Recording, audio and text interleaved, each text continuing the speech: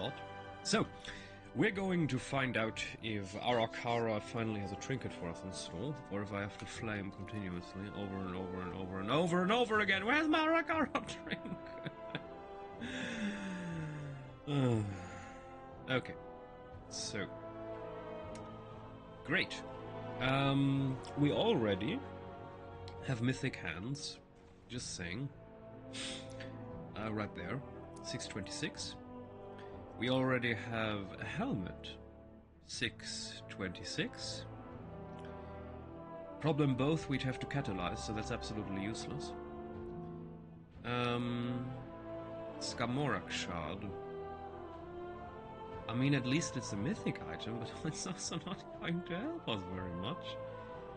So, to be honest with you, I'm probably going to take nothing but the tokens and then shall use them to socket our head, which we are going to put as a set token. Give me 1 second. Blood mallet. I'm just checking the current state of blood mallet. So blood mallet, written blood mallet, is a site where you can see the impact of trinkets on your damage at the current time for the majority of your class. So for example, I'm now going for Paladin Retribution, and Blood Mallet is telling me, ooh, the best trinket right now is Ovinax's Mercurial Egg, then followed by Mark of Kardros, and then Skamorak's Shard. Interesting. Not Arakara. Arakara is no longer the best. Shamorak's Shard makes 0.2% more damage on 639. On 632 it's still the same, but to be honest with you, if two trinkets are almost the same, and one is passive and the other one is active, I'd always choose the passive one, simply because it's more, what should we describe it as, safe damage? Anytime you use an active trinket, you are kind of going into a danger zone because you need to use it properly. If you misuse it, even once, especially in boss fights, or if you don't have it up properly, they're going to have a problem. For example, you can see it's a 1 minute 30 cooldown. So if you don't have that up when you're doing a boss, you're fucked. The Arakara Sack Brood, however, is always up. So I'm going to go for... Yeah, it doesn't make any sense. Alrighty. Should I? I mean, it's Mythic versus Hero. I mean, there is that one argument. How many can I buy? 2 sockets? I have calibrated my prices to Oh, seriously, Blizzard? So in Season 4, we were able to buy 2 sockets with 6 tokens. return and It's a difficult choice. again. I mean, technically the Skamorak Shard would be better as long as we'd upgrade it mythically. However, right now, we are definitely going to upgrade the helmet with a beautiful crest, so it's a difficult choice, to be honest. But I'm probably going now. I'm going for the socket on the helmet.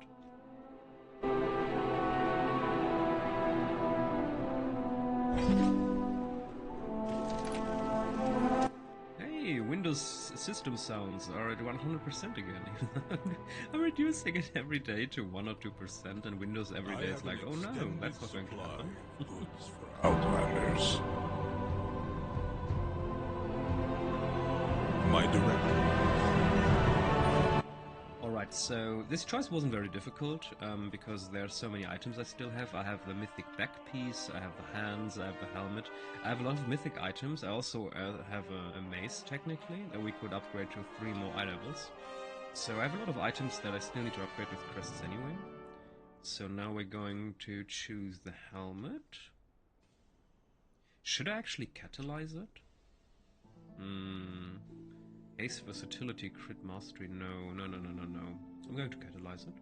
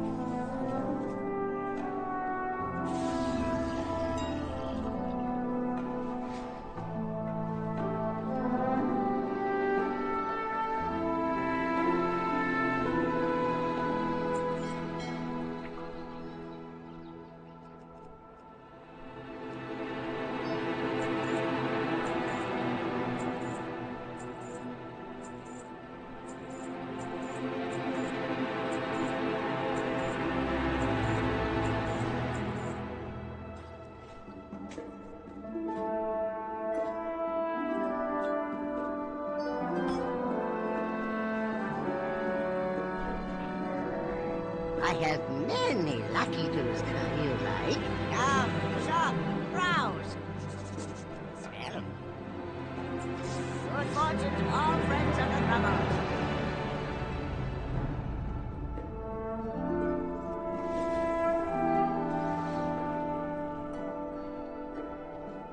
Alrighty, so one thing changed compared to last week.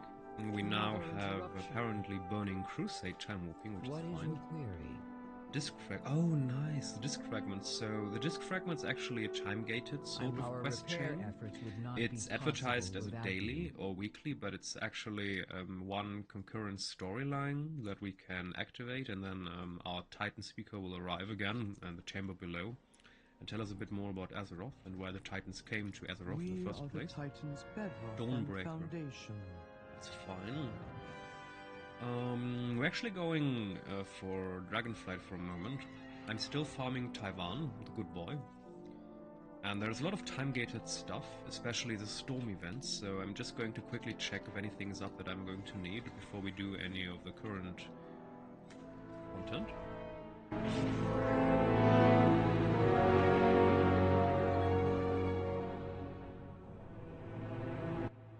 I'm probably going to do a couple of dailies, and after that we're probably going to that Dragonflight. I'm not sure. You guys, are you satisfied with the way the portals are set up? Because sometimes I have kind of problems to quickly see where a certain portal is that I'd like. They're also very similar. Especially if you just look quickly, it's very, very difficult. I don't like the system at all. There should be more colors and symbols and emblems and different profiles of design to kind of immediately tell you where you want to go. It all is very darkish similar. I don't like that at all. Anyway, so TAIVAN, what do we need? There's a lot we have to do still, but first we need the storms. So per region for potential elemental storms, we need to kill 200 per storm per region, so in total 3,200. And we also need the hunt in... okay, so that's already lost, because we need the hunt in Awaking Shores to find the hunters. And now I just need to find the current storms.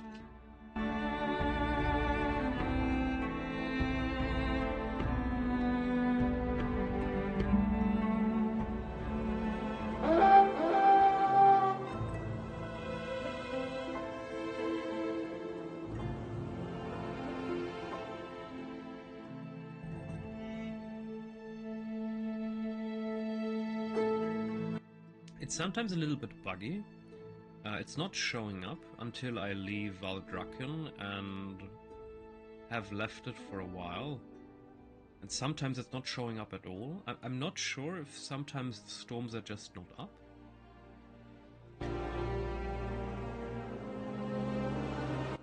Yeah. Oh, good morning, Alive Element. Definitely, yeah. I would also greatly... oh, what's that? Logan. No, that's not it.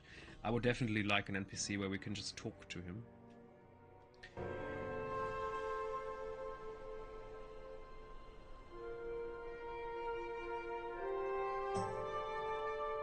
These lands need to be cleared to allow for regrowth. Help cull the area.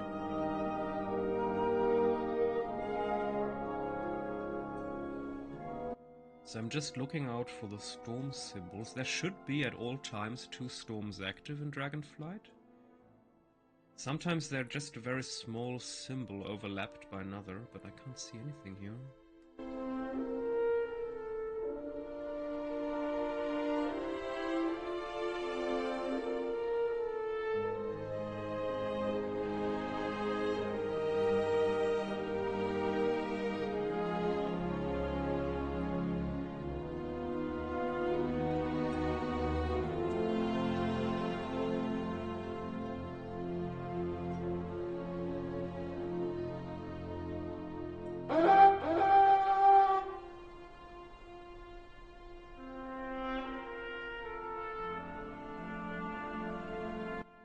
Quickly going to check the Azure, but it appears that either I can't see it, maybe it's buggy, or maybe it hasn't refreshed yet. There should be 2 storms active at all times, but It's not showing up here.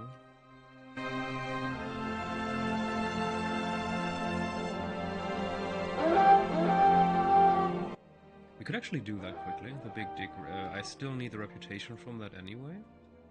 The Azerothian Archives. And it's, I think it lasts 5 minutes or so, the event.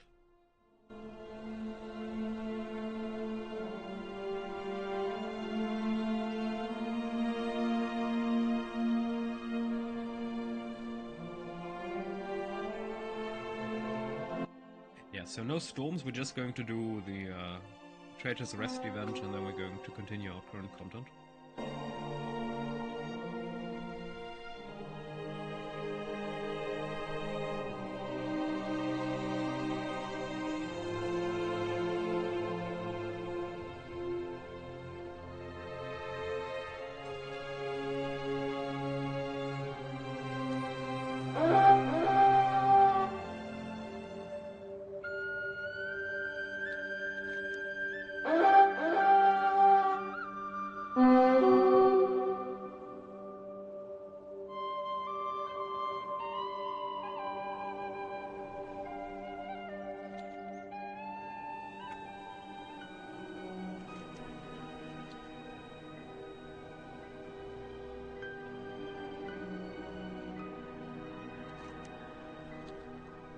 Oh, by the way, you wrote very private servers, so you've played on private servers before?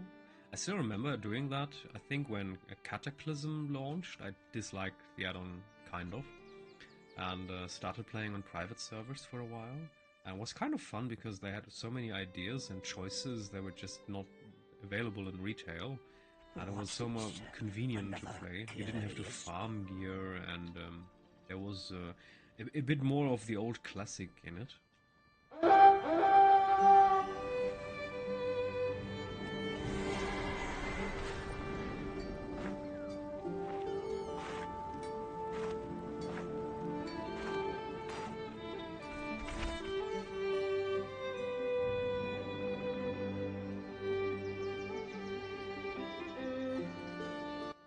I also had the feeling back in the day that a lot of people, oh, I don't have shovels, fled a bit from Cataclysm because they kind of still wanted the old classic, but that was not really possible anymore in retail, so they tried to find a new home on private servers. It didn't really work out in the end, but the first couple months, I think were quite fun.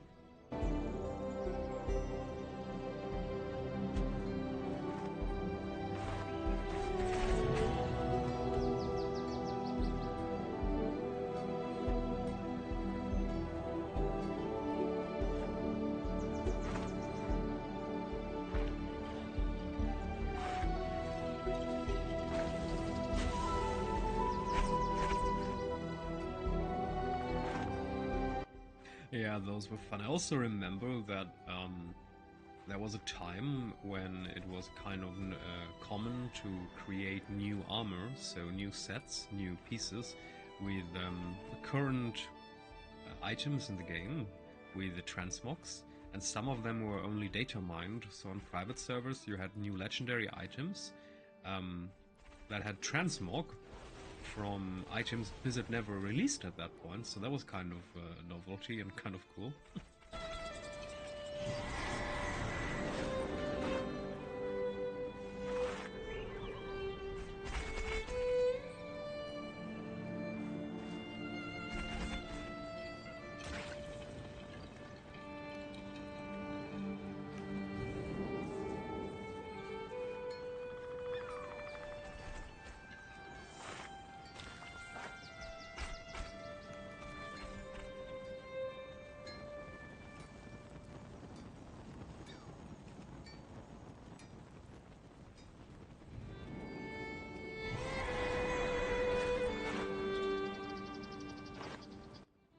I also remember some of these PvP servers, even though in my experience most just revolved around Gurubashi Arena. Most people were there, at least back in the day. At least that was my experience.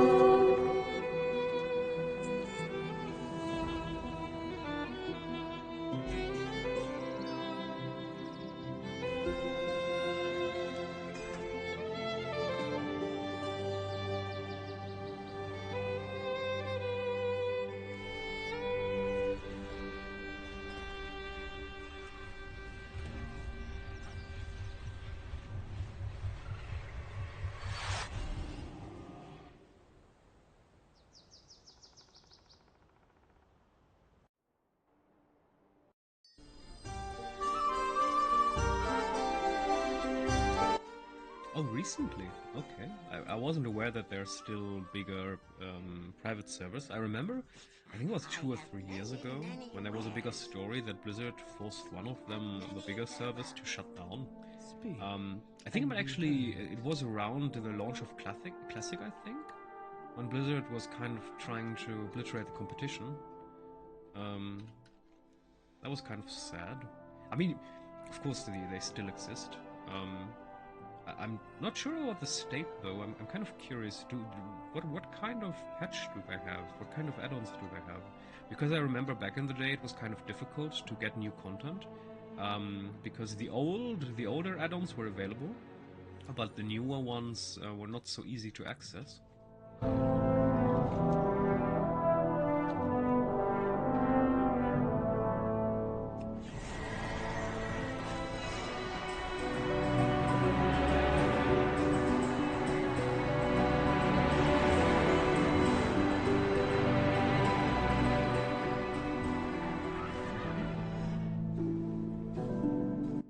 I also remember some private servers, they tried to make new content on their own.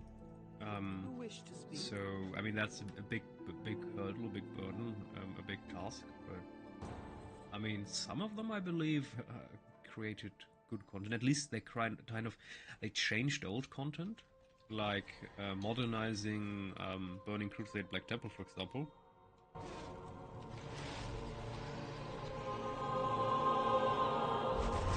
It is over. Your search is done. Let fate choose now.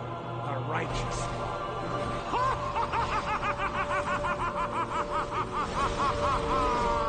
Breath incoming.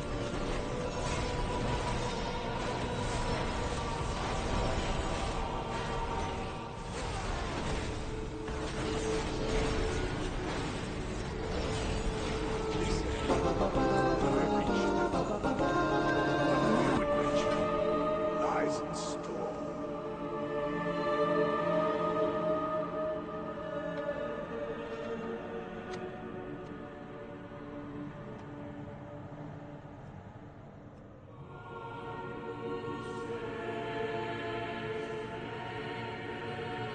A custom classless World of Warcraft.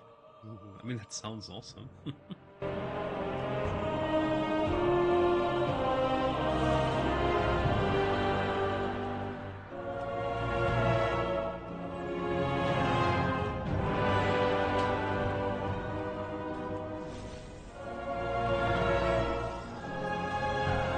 What is your command?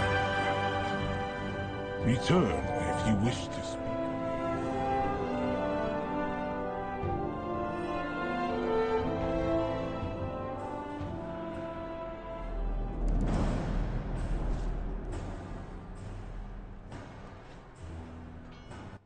I might actually take a look when the seasons start to slow down. Probably not in this season, but maybe in the end, or maybe season 4 of this add-on. Because there's sometimes just in retail this spot where most of the community is like, oh my goodness, nice. and most people just become AFK zombies if they sub still, or if they have an active sub, or they just yeah, leave and play something else. It would be kind of cool to have a private server-like structure to kind of get over that another time.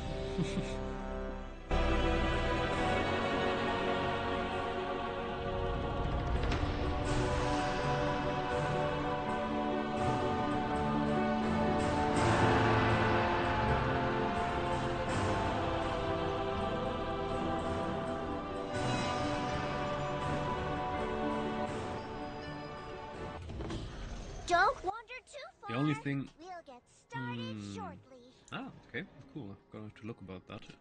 The only thing that kind of stops me is that ultimately, of course, if you invest a lot of time into that, I'm not sure how grindy it is. I mean, World of Warcraft very grindy. Thanks again for helping I'm me not fix the comfortable these codex. days really with grinding a lot, and then This one day adventure waking up sure and doesn't finding out come that Blizzard shut the poor service thing. down. That would be kind of Here's a the bummer. problem.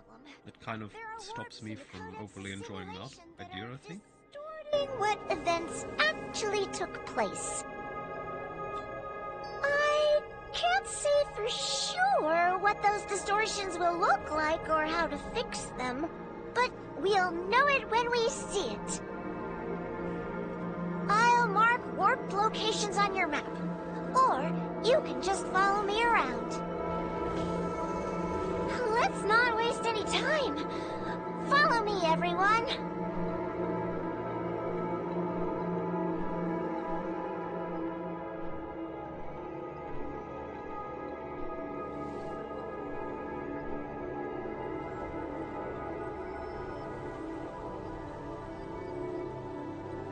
Brackenhide Knolls?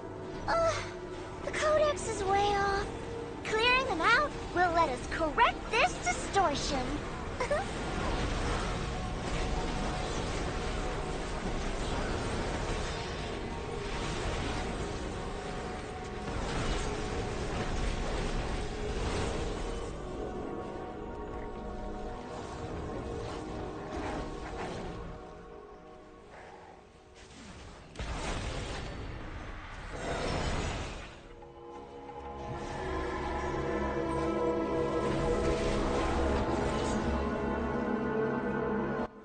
You know, part of me, when hearing these things, just wishes that Blizzard would get, you know, up from their somewhat arrogant position and just consider what private servers do, and that is good, and try to implement that.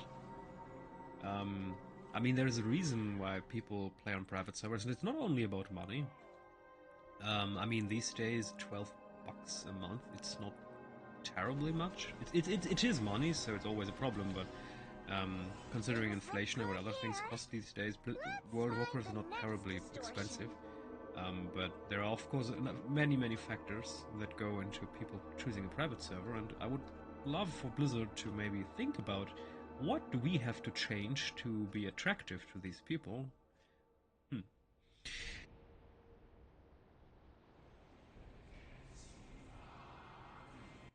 And what about... I mean, I'm kind of curious because Blizzard fails miserably at balancing the classes we already have properly. So I'm kind of curious if you say you have like 20 new custom original classes. What about balance? Is there an actual balance that people care about on these realms? Do these developers, these guys, manage to balance 20 more classes?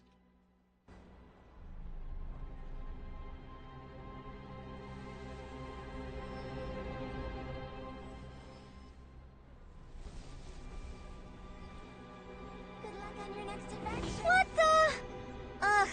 Distortions are bad enough, but now they're all floating. Perhaps if you jump through them, they might come back down. I'll give you a boost.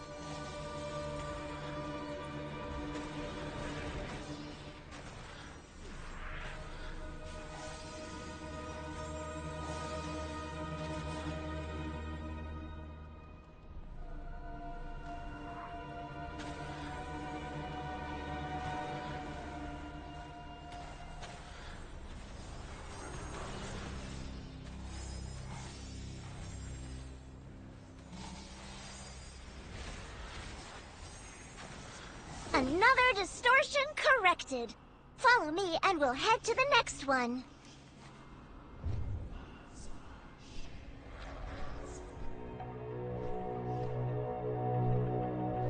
Interesting.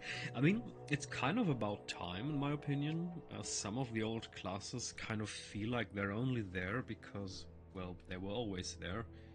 And they don't really have an identity, a reason to exist in the first place. And also, what is a bit of a shame is that we lack, at least in retail and in World of Warcraft, ranged classes. Like, seriously, we only have a hunter that can use ranged weapons, and that's it. Otherwise, we just have melees and mages, or casters. It feels like we should have gotten more ranged weapon classes eons ago. You could even make a class like a demon hunter throwing glaives or something. It's just, there's so much potential kind of sometimes wasted in World of Warcraft because Blizzard is sometimes just so apprehensive at making new stuff.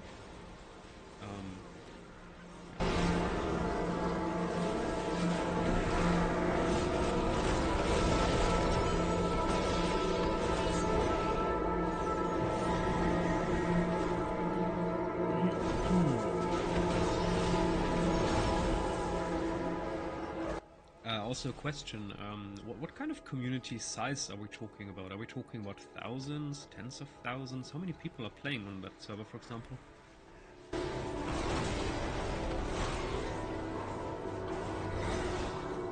We're back to normal Karaji rituals, and they're not attacking us. Things look good here.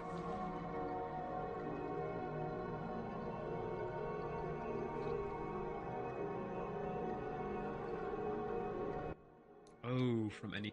I mean, that's kind of what I always wanted, with choice. That's why I, for example, enjoyed Remix Pandaria so much, because there was choice, especially considering spells. I mean, my two favorite things about Pandaria were I played a Paladin in Pandaria, so I naturally had Divine Steed. And then I also got Heroic Leap, and then had Heroic Leap and my little horsey. And that was just glorious.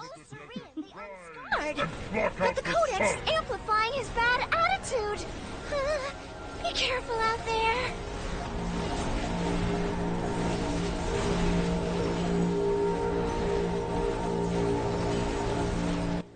Blizzard sometimes reminds me of the boomer generation, you know, afraid of change, and they'd rather stick with what they have instead of what they could have. There's a bit of a shame because there's a lot of potential wasted, I think.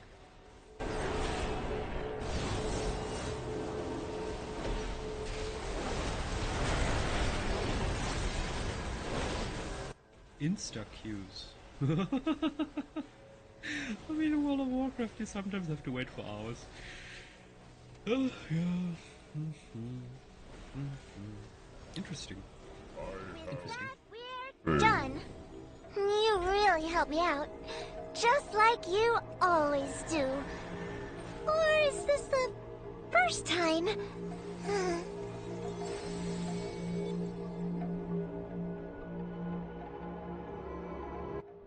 I always have time for you. Are you here to chat or work? You may take the... Who you be? See ya later.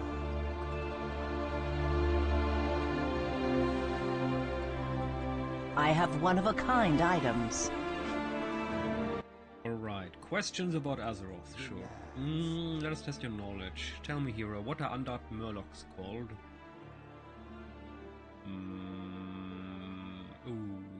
Gorloks? Murgols? Murgols?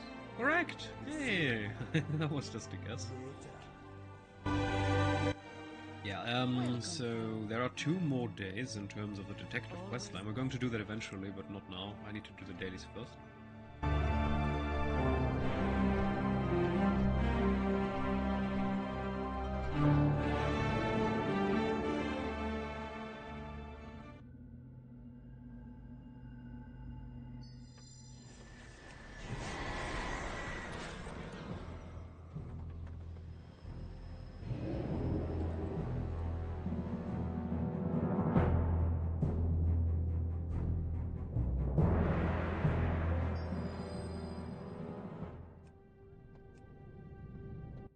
Ah, yeah, that's a topic that I wanted to approach. Money, because obviously on private servers there is probably a greater risk of pay to win. Even though, I mean, if we're completely honest, in World of Warcraft, on the one hand, you can buy gold with real money, and on the other hand, we have a very active boosting community. I mean, I'm boosting myself. So you can boost everything. You can boost raid, mythic, PvP, and you get titles and achievements and gear. You can actually buy gear in the auction house.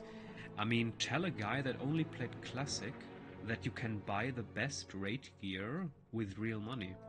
I mean, all I have to do is I buy a token, I get into the auction house, I go to armor, to whatever, plate, boom, I level. Wait, that's not right. Head. Ah, there you are. And I can buy 629 gear. Just like that. I mean, it's hideously expensive, but I can do that. So, yeah, I'll be back in an hour. We definitely already have pay-to-win elements in World of Warcraft in the official retail, so that isn't the biggest difference. So it's not good, I think, to look at it from an arrogant perspective, like these private servers with their pay-to-win elements, because we already have these elements in the game, officially endorsed by Blizzard.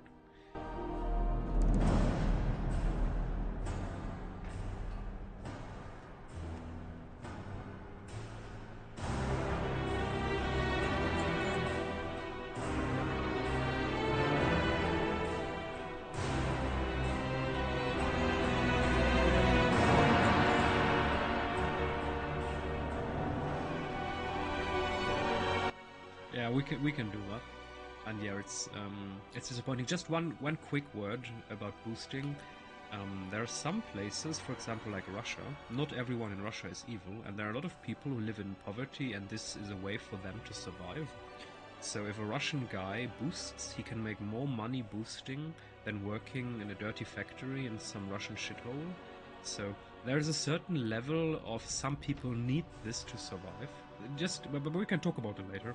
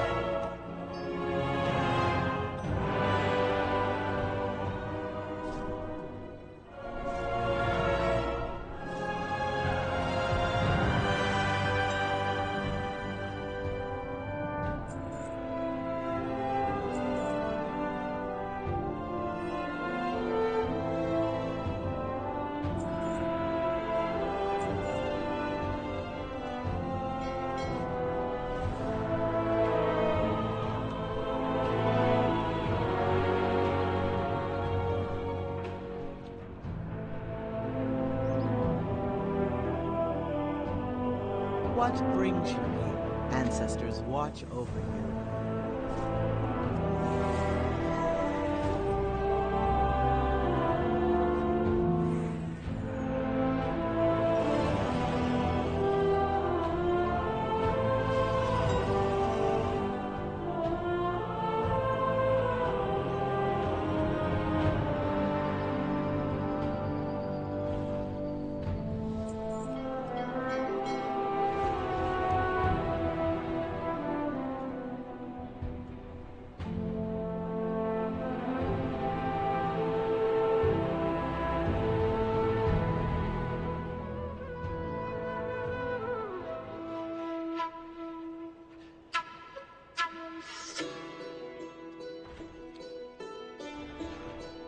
Are you here to see one of our plays? The show must go on.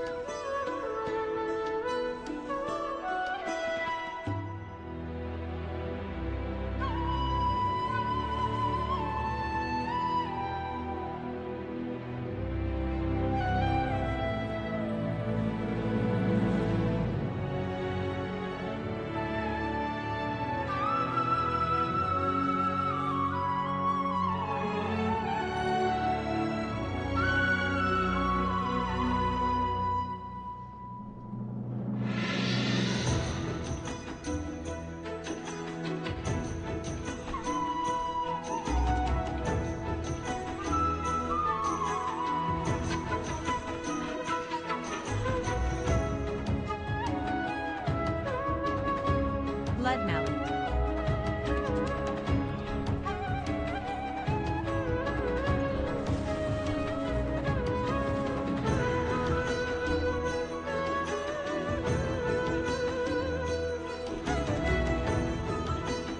Would you like a program? Presentation is everything. Get those pieces polished up.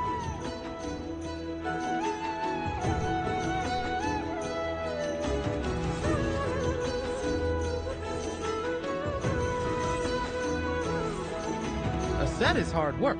You build it, fix it again. It's never finished.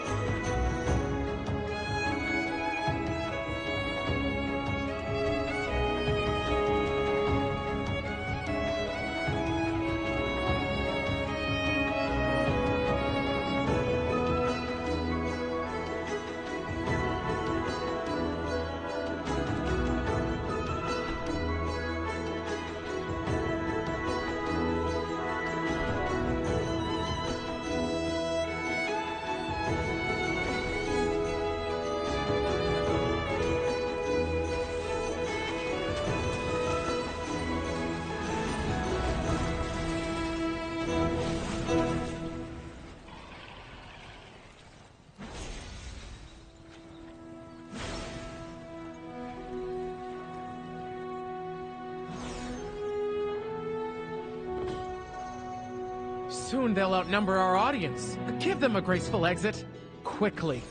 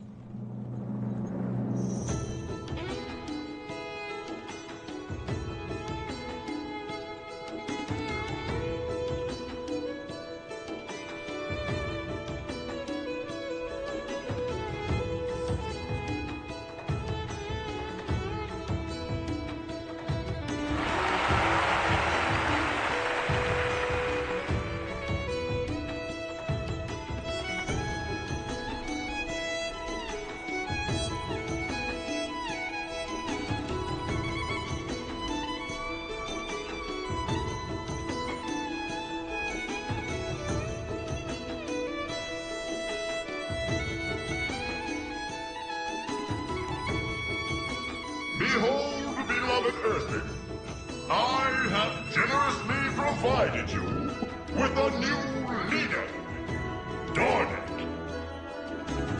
I am Watcher Dornick. Under my leadership, the Earthen shall reach their full potential. I command you to celebrate my arrival.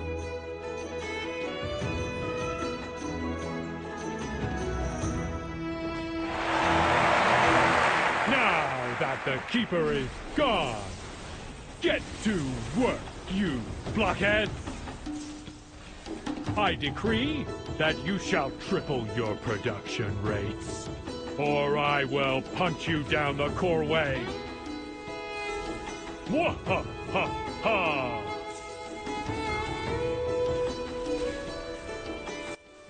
Did he really just muhahaha? Oh my goodness.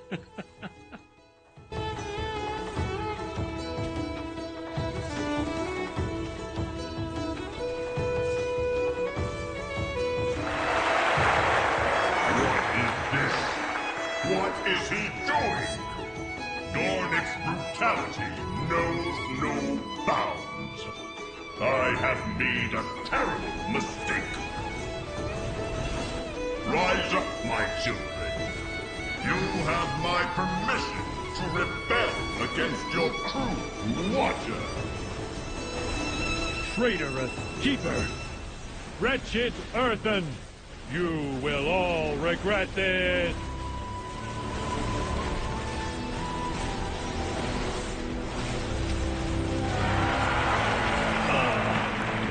I've been struck! I cannot move!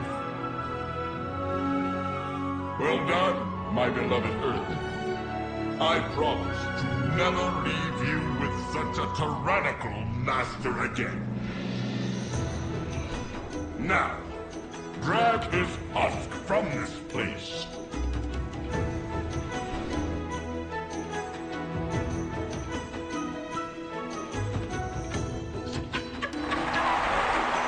You will regret this, Earthen! My sister Galan will strike you all down! Do not worry, my Stoneborn children. You will never have a cruel master again. You are my bedrock. You are my foundation. You are my beloved Earthen.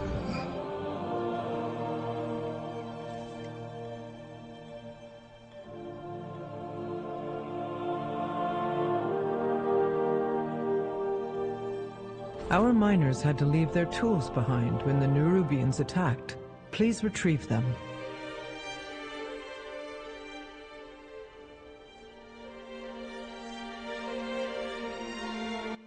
So I'm quickly going to check the delves for the stories we do not have. They change daily.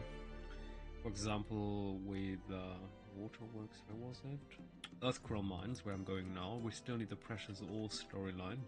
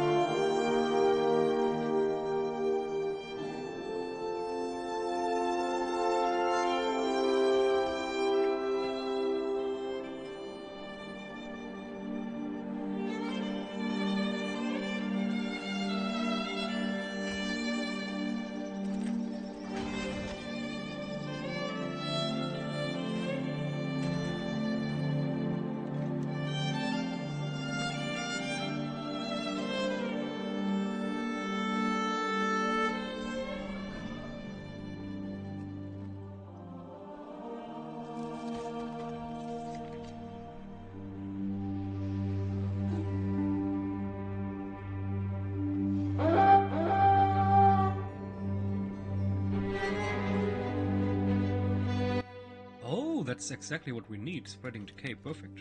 So we're going to do that on 8.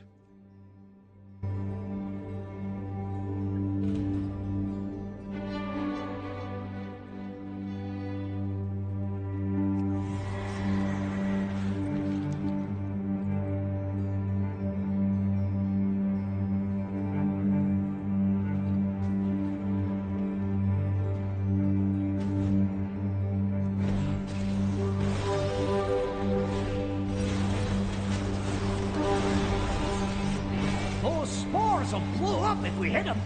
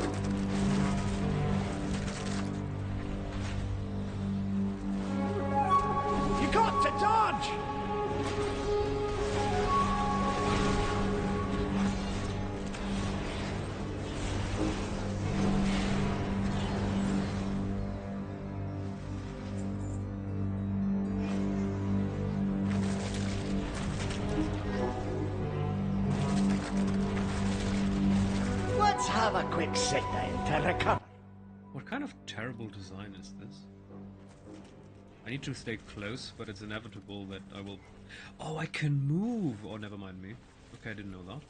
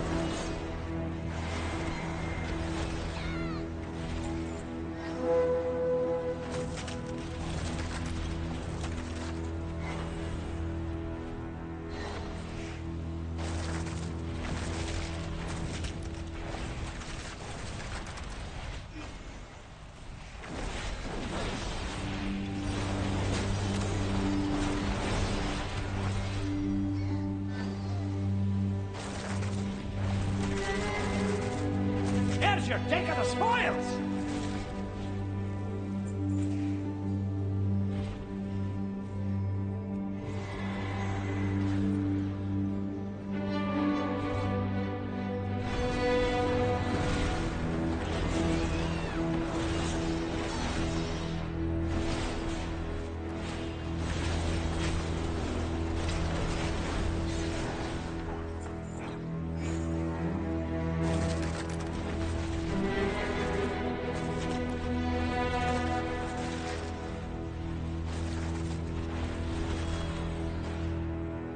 Let's have a quick sick day to recover. Yeah, this is a terrible delve. Oh, no. Whoa, Divine Shield. What the heck? Yeah, this does not get my mark of approval.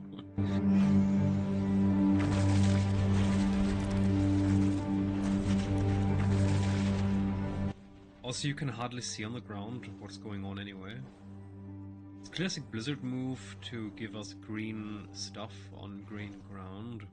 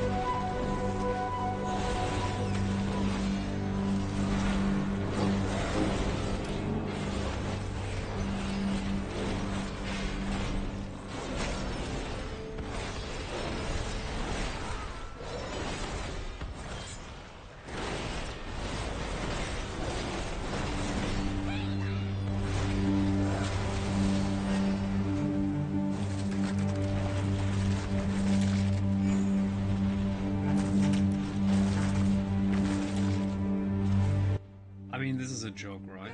What kind of nonsensical quest design is this? How you see... You can hardly see any of it. Oh my God. This is very typical of Blizzard. I mean, are you kidding me? Help's a coming.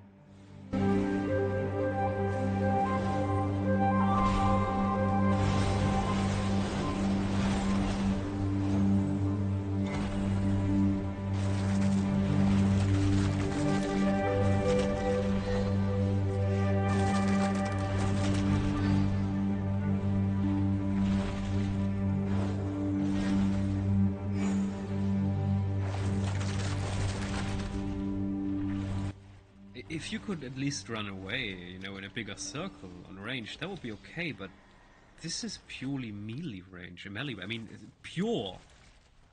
What the heck, Blizzard?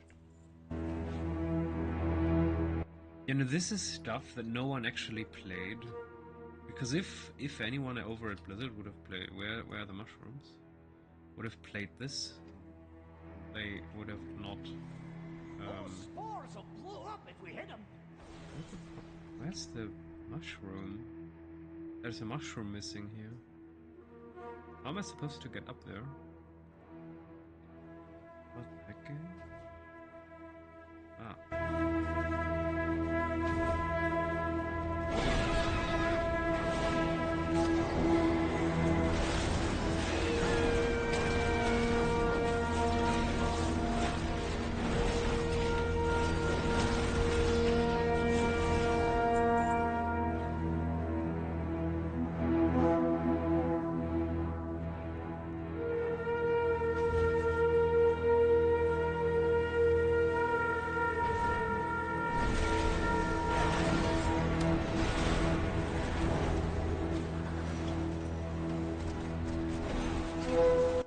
So this easily takes the top spot for the worst delves ever.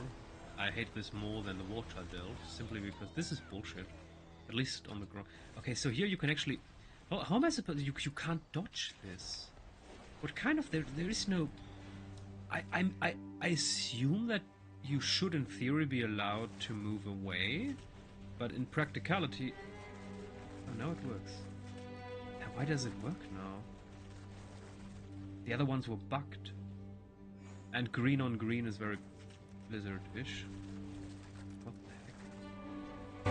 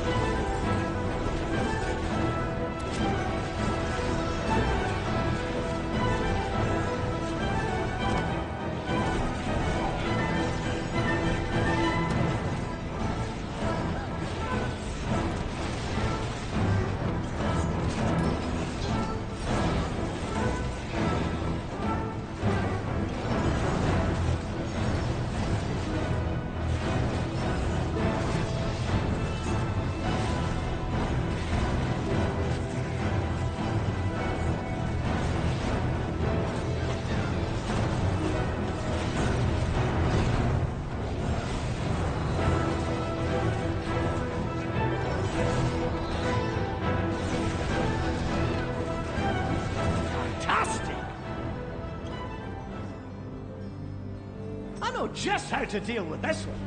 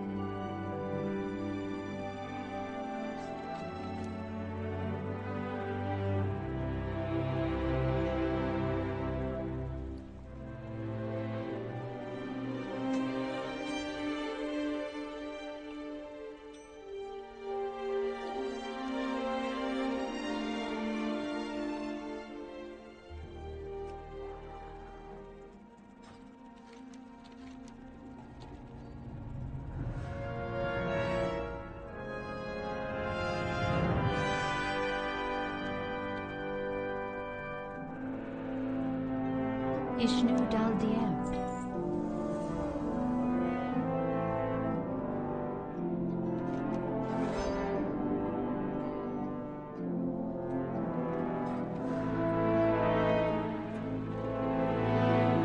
What are your orders?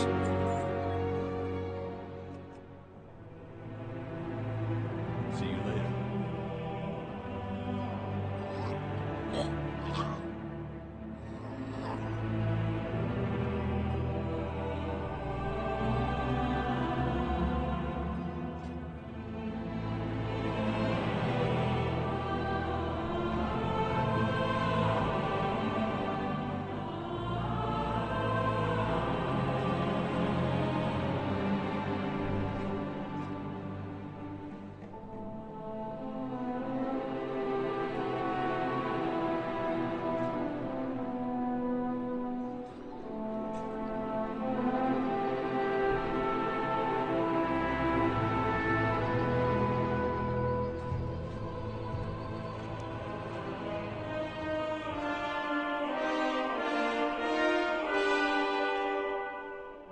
What is your command?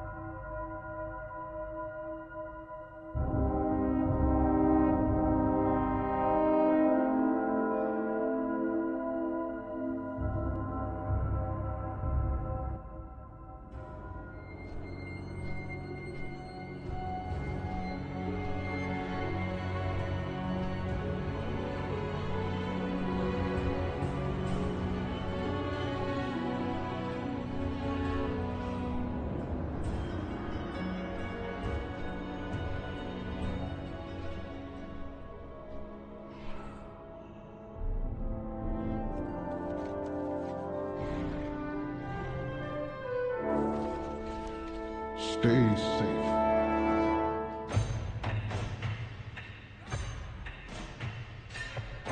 I'll bring back more shiny things. You ask where I got it. Bring back more.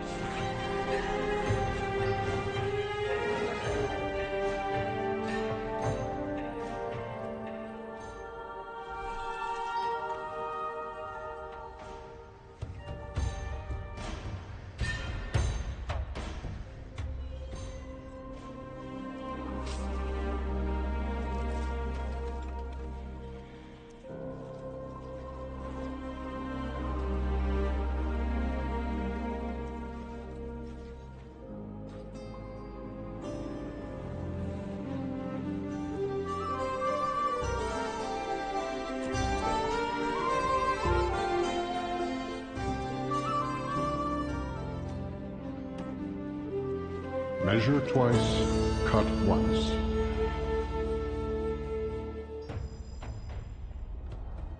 Time to fix things. Watch my back while I commune with the machine.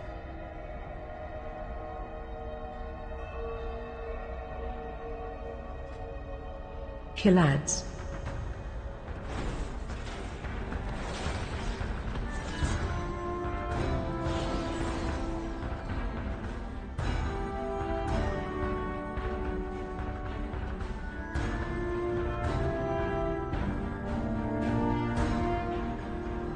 Killads.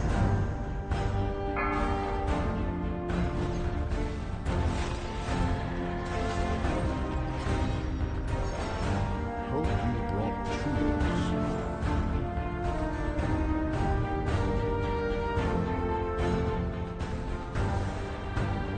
Killads.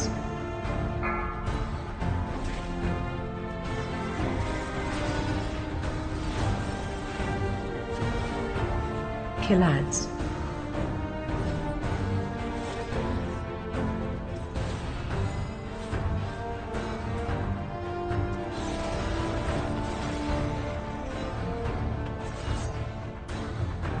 hope you brought tools. Killads.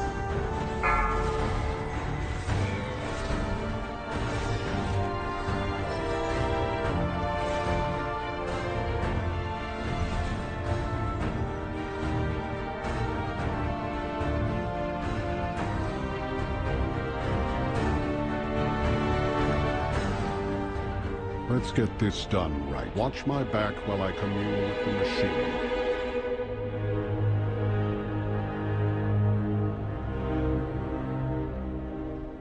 Killads.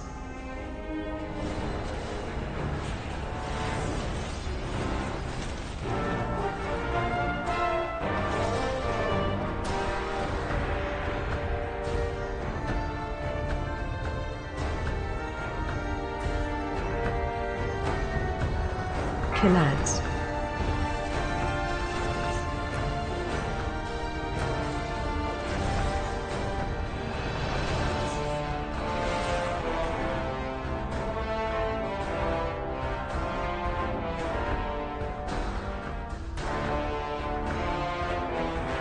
Killads.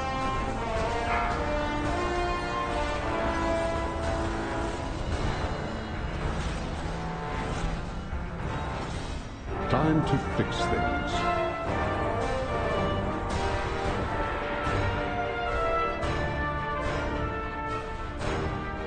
Killads.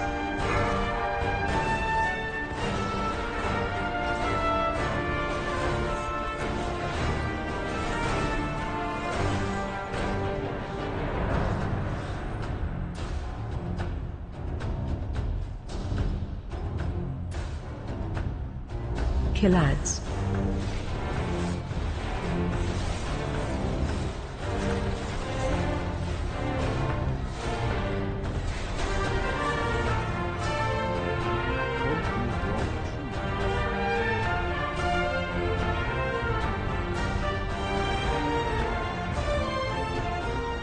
Let's get this done right. Measure twice. Watch my back while I commune with the machine.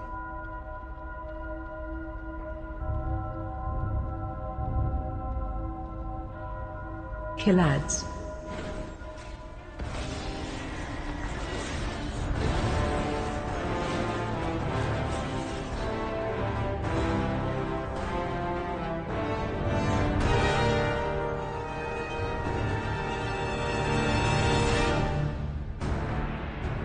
Killads.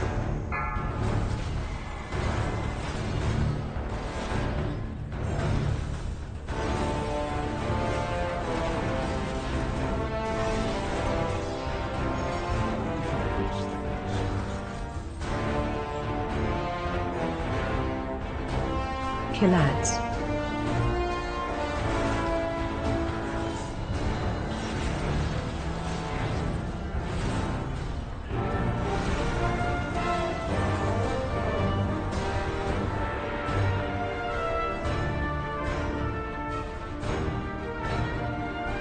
Killads.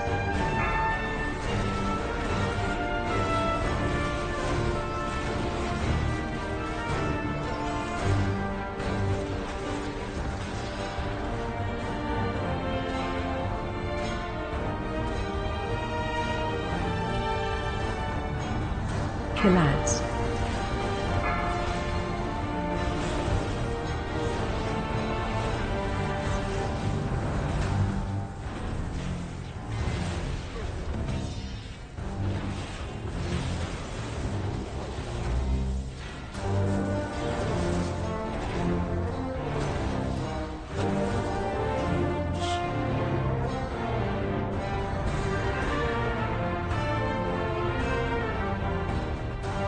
Let's get this done. Watch my back while I commune with the machine.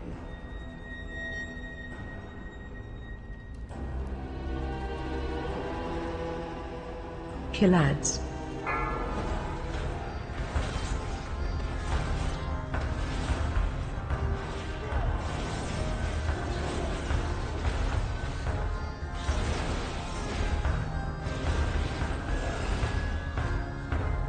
Time to fix things.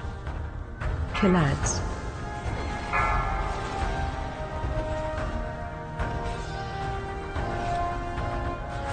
Face away.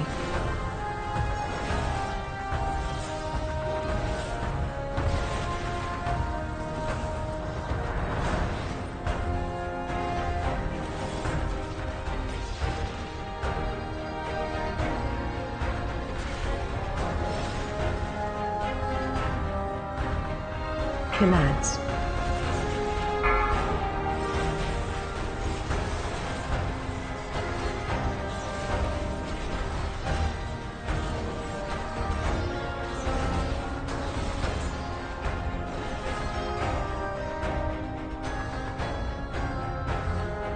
Killads.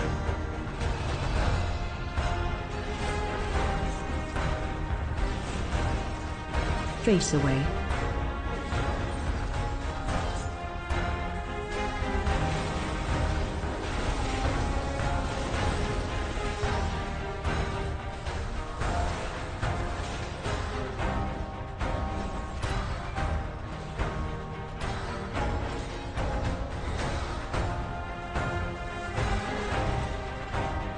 Measure twice, cut once.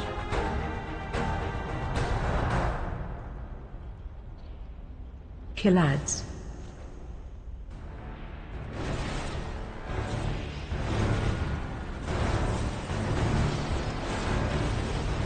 Killads.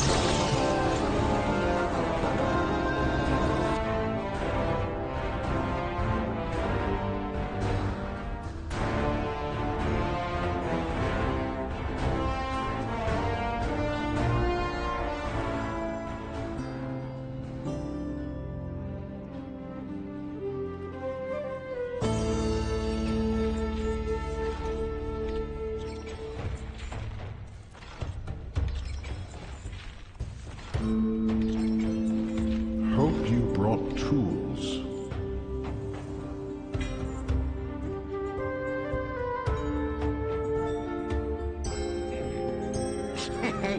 Many deals for a friend of the Grumbles, like you.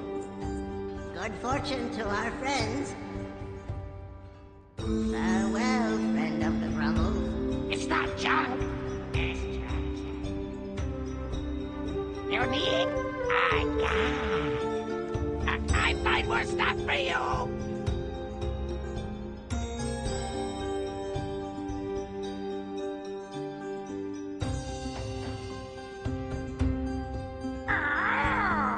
Someone picky.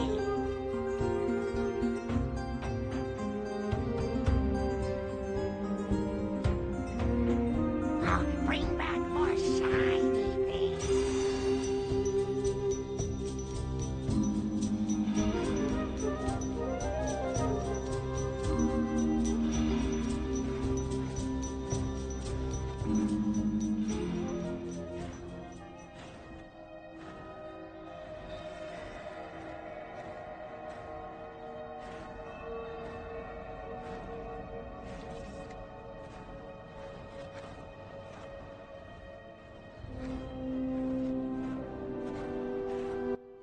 Alright, good morning, Philip. We need trust issues. Alright. Trust. It's a bit hilarious as a European on the day, the night of the American elections to have trust issues as an achievement, but never mind that one.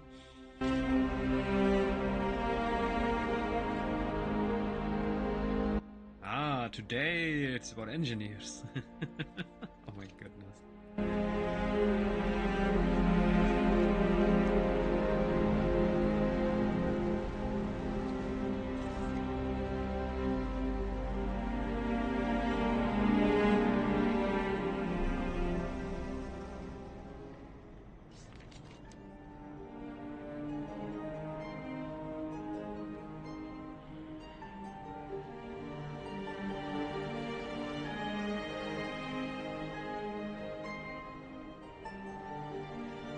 The clouds above the living grotto are full of rich, useful minerals.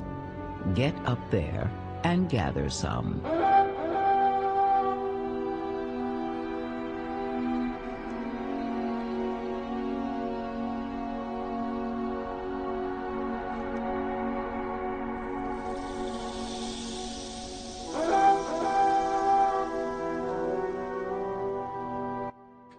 so, we're probably going to return to the Dragon Isles eventually. I still need the storms, so I'm not sure if you noticed, Philip, but yesterday I farmed a lot for the TAIVAN mount, World Awoken, and there are a couple naughty achievements that we need. For example, there are 4 storms per region, so 16 in total, and they randomly spawn.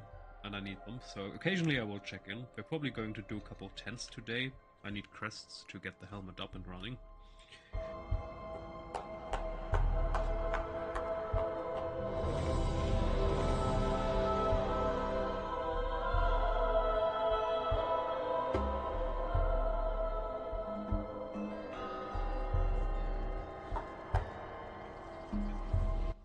TAIVAN, that's the goodest of boys. That's the oversized dog from the campaign, and Blizzard made a massive achievement, a bit like the one in Shadowlands. It's called A World Awoken, where you can get this good boy as your personal mount, but you basically need to do everything that Dragonflight ever held. Just like back in the day we had the Zavald's Soul Eater, where you needed to do everything in Shadowlands, which, as you can see, I did not. But in World Awoken we're actually quite close. So, for example, Fringe Benefits, just a couple of dailies that are missing. Across the Isle I just need the storms. Reach will be a bit of a problem. I have to do the rest of the Forbidden Reach that I haven't done yet. I mean... What more do you want? It's a good boy. Those poor Earthen didn't deserve to become whatever that was.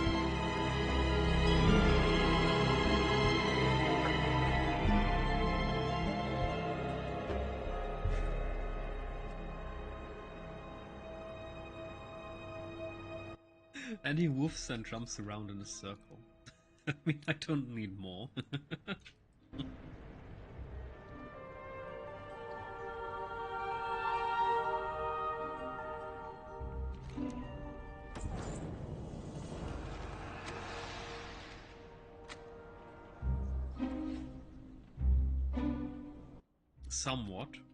Somewhat. I mean, I have 570. Some mount collectors would consider that a joke. Other people wouldn't. I kind of like some of... I usually farm the mounts that I like. So when I'm interested in them, I'm doing the farm. Otherwise, nah. There are some mounts that are just ugly, or, for example, have a low polygon, low quality in terms of textures. I'm not overly fond of doing any work for that.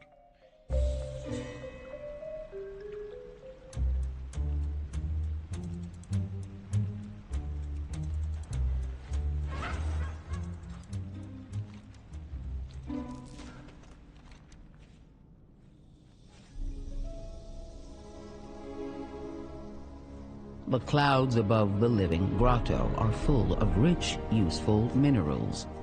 Get up there and gather some.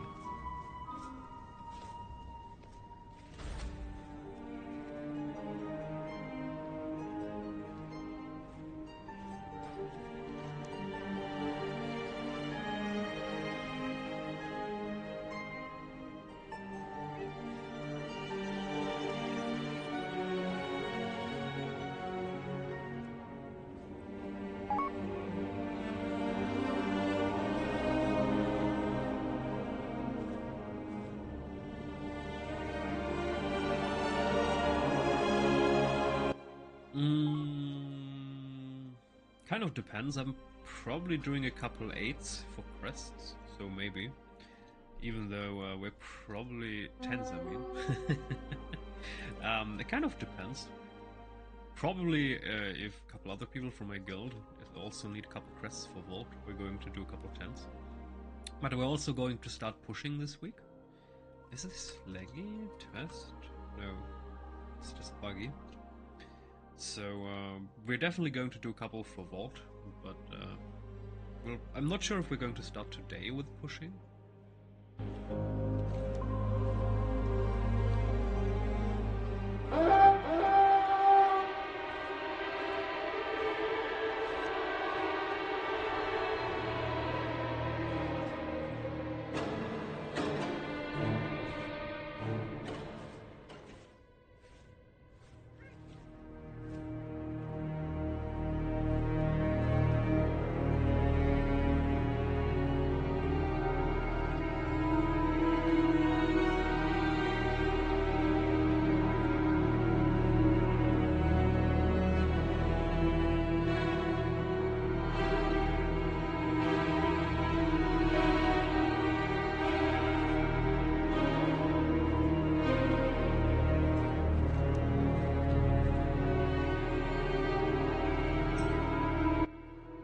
Oh, nice. Congratulations.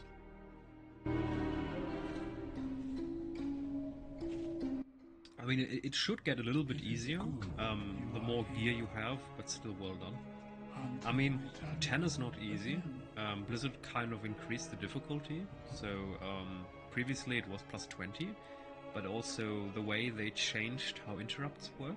So back in the day, you probably know, if an enemy casted and you interrupted him, and then the cast was broken, and you had a timer when that creature didn't cast anything, but nowadays it's going to continuously cast until properly interrupted.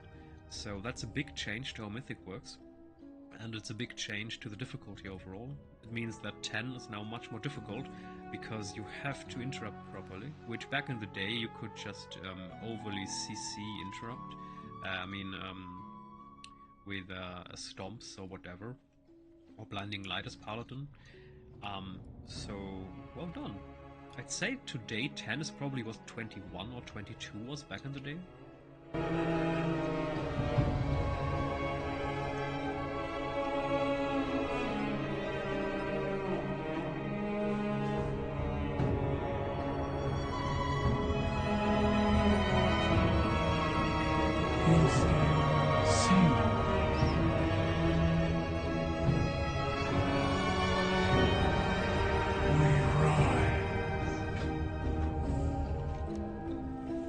What treasures I have!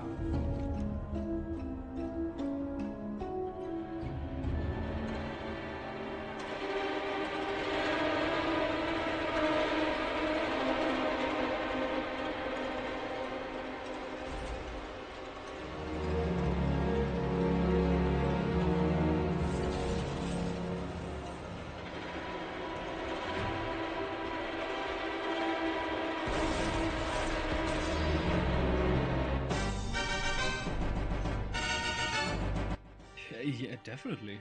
I mean, by doing Mythic alone, you're already in the like top 10% of the community, probably even more. The vast majority of the community isn't doing Mythic because it's too difficult.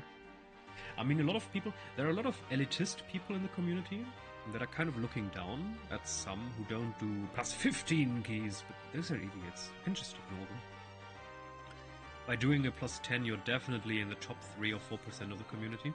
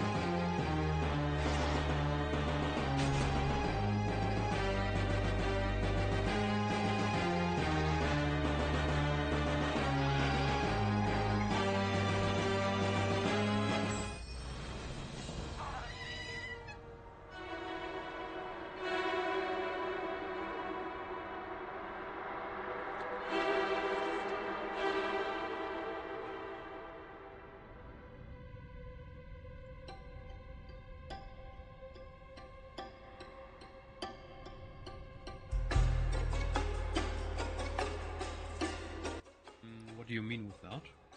If you have Raider IO and if you're playing alts, you should be able, if your pin on the website, your main character is main, it should be possible for everyone with the same add-on to see your score.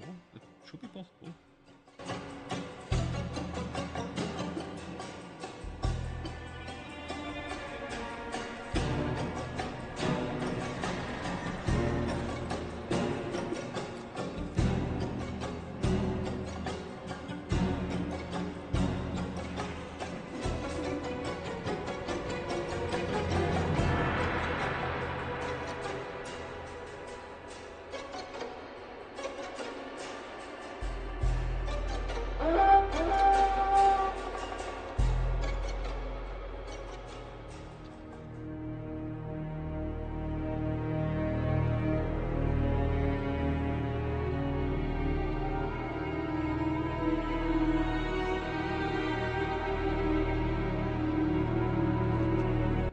Yeah, it definitely works. So, for example, my friend here, you can see it says Raider IO M+ score. That's his current score with Chanel. That's his alt character. And it also shows the main's M+ score. So if I, for example, would be looking for M+ now, I could know that he has a main with 2.8, and that would probably make me invite him. And it definitely works in any character. For example, here again, that's the alt character of our guild lead, and you can also see 1.7 on the character, but 2.5 on the main, so it definitely works. You just need the Raider IO add-on.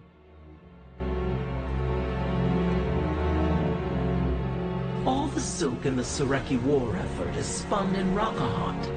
It would be terribly inconvenient if someone were to despoil it.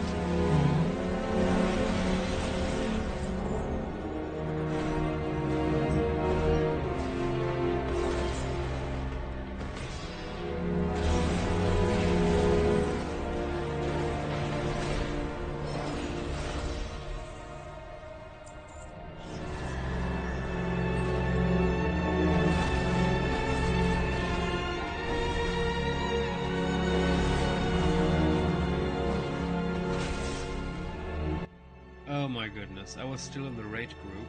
That's why. I'm actually surprised that I could do that world quest with Pet. Because I was still in the raid group, I couldn't get any rewards here. Okay, that's hilarious. Thank goodness I noticed.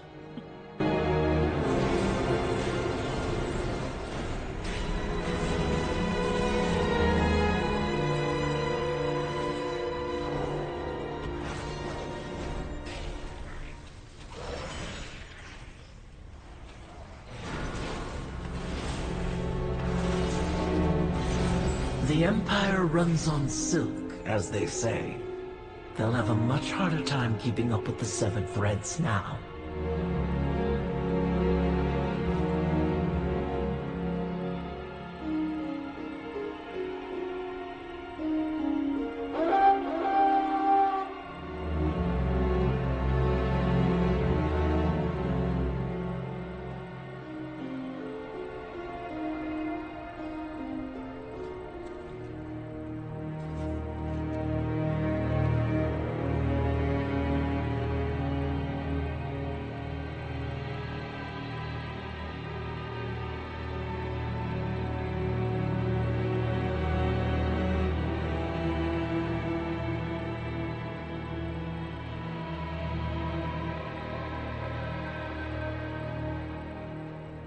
The state of the Hollow is unacceptable.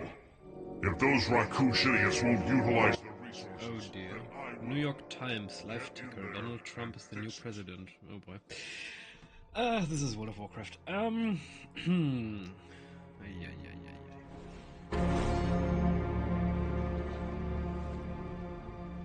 Oh, Demon Hunter is great.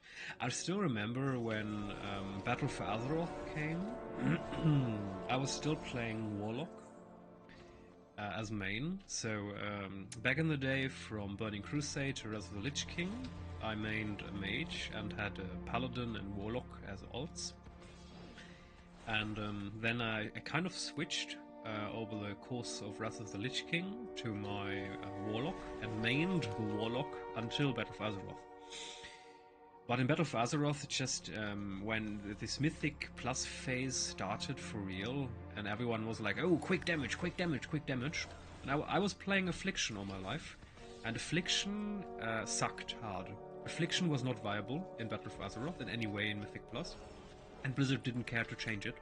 It was already in Pandaria when I had problems with Affliction. I remember in Throne of Thunder, my guild lead wanted me to switch to, I think it was Destruction back in the day, and I didn't really want to do that because I loved Affliction, but Affliction sucked at the time in Raid.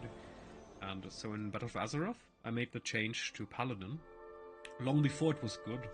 So Retribution kind of sucked in Battle for Azeroth, so I played some of it, but I mained mainly a tank until Shadowlands, and then the Shadowlands kind of broke me, in Season 1 and 2, because of the necrotic affix. I'm not sure if you remember or know what that was. Necrotic meant that for every auto hit of an enemy on you, you get a healing reduction debuff. And there were dungeons, for example, I remember very well, in Shadowlands, like the Spires of Ascension, or no, even worse, not the Spires. The Spire wasn't the biggest problem was Necrotic Wake. Because of all of these tiny little creatures, and each one of their auto attacks effectively obliterated me. And it became no fun at all. I mean, eventually they removed the affix because everyone said that affix sucked. Remove it. But it kind of broke me, those two add-ons. Those two seasons in Shadowlands. That's also partially why I quit the game at the time. But also because Blizzard was a cancer haven at the time, you know, when all those allegations came out, and it was kind of apparent at the time that Blizzard was not a good company.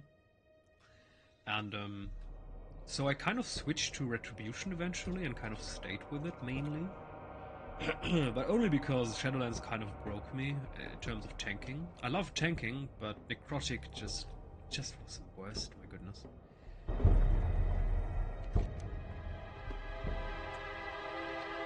The Ascended haunt our upper echelons of power. Perhaps someone unaffiliated with the royal court could find their way into their homes and bug them.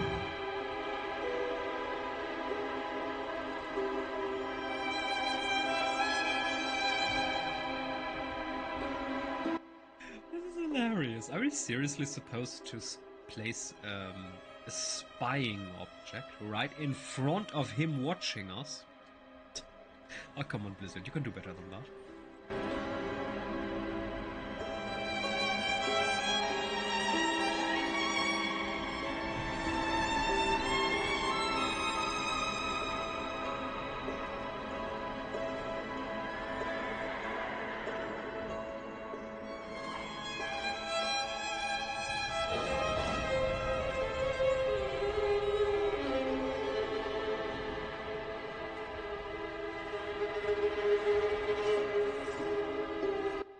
Oh, we're invisible again. I had that bug yesterday. I'm not sure what causes the bug, but we're invisible. I wonder if we're also invisible to other players? Or if it's just a visual bug on my client. Oh, look at that. This is hilarious.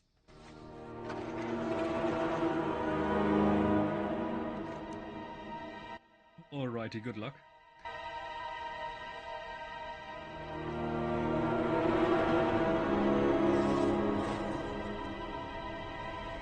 Information has always been an exquisite currency in Ashkahet.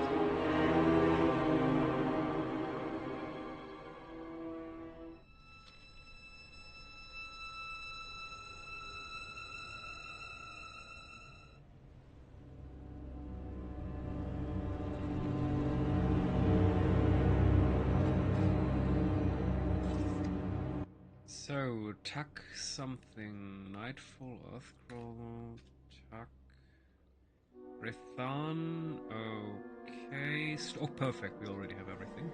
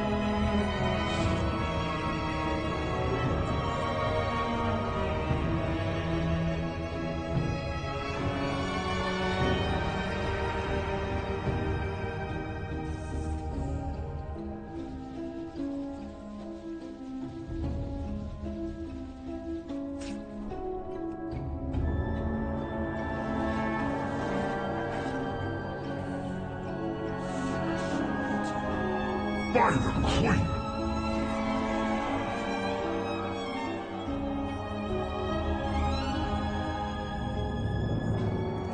Only the finest for you.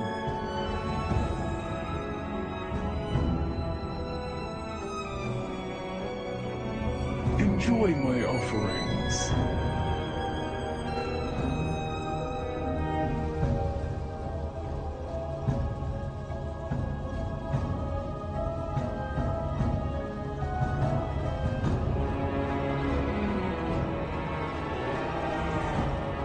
My strand carries generations of memories.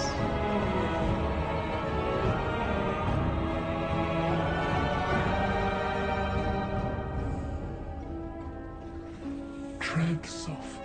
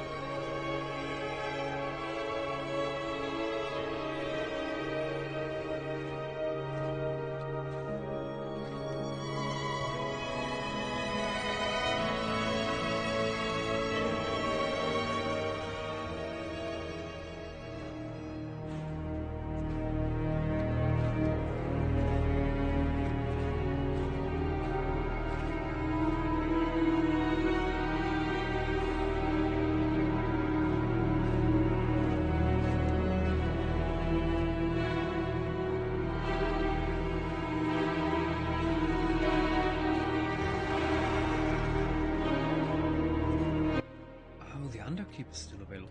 I was about to say there is one missing. I looked for that symbol and not the bright shining one. Oops. So we have to check the Underkeep. We need a story called Weaver Rescue and Evolved Research. Are amassing once more, little morsel. Time to ensnare them in our web. And burn them in it.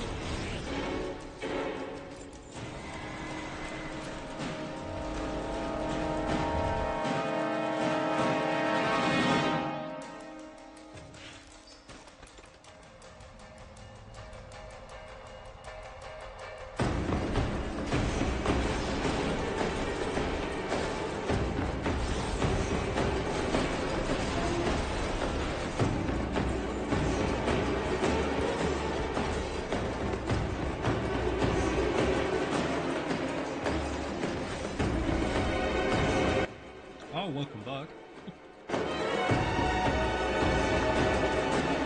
Sacred flame, guide your way.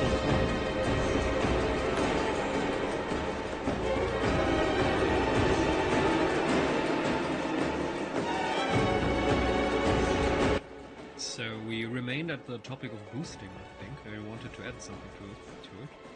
I think there's a lot to add.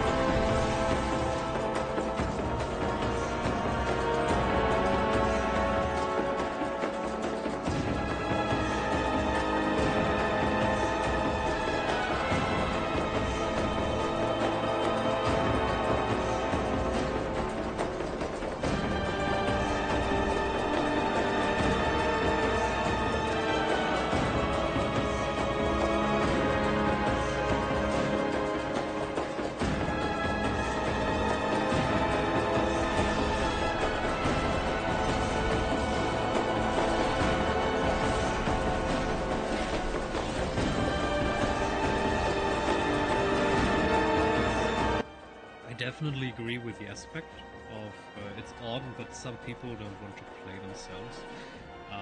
So it's kind of a difficult topic because technically I'm boosting myself, so I'm boosting M+ because there's a lot of gold to be made.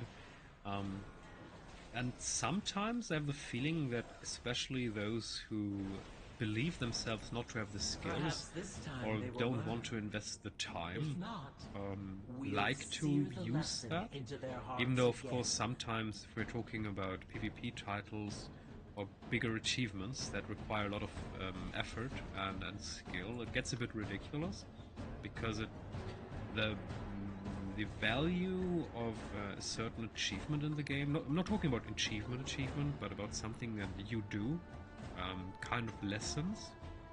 I mean, but at the end of the day, some people with more money than time will also buy entire accounts worth.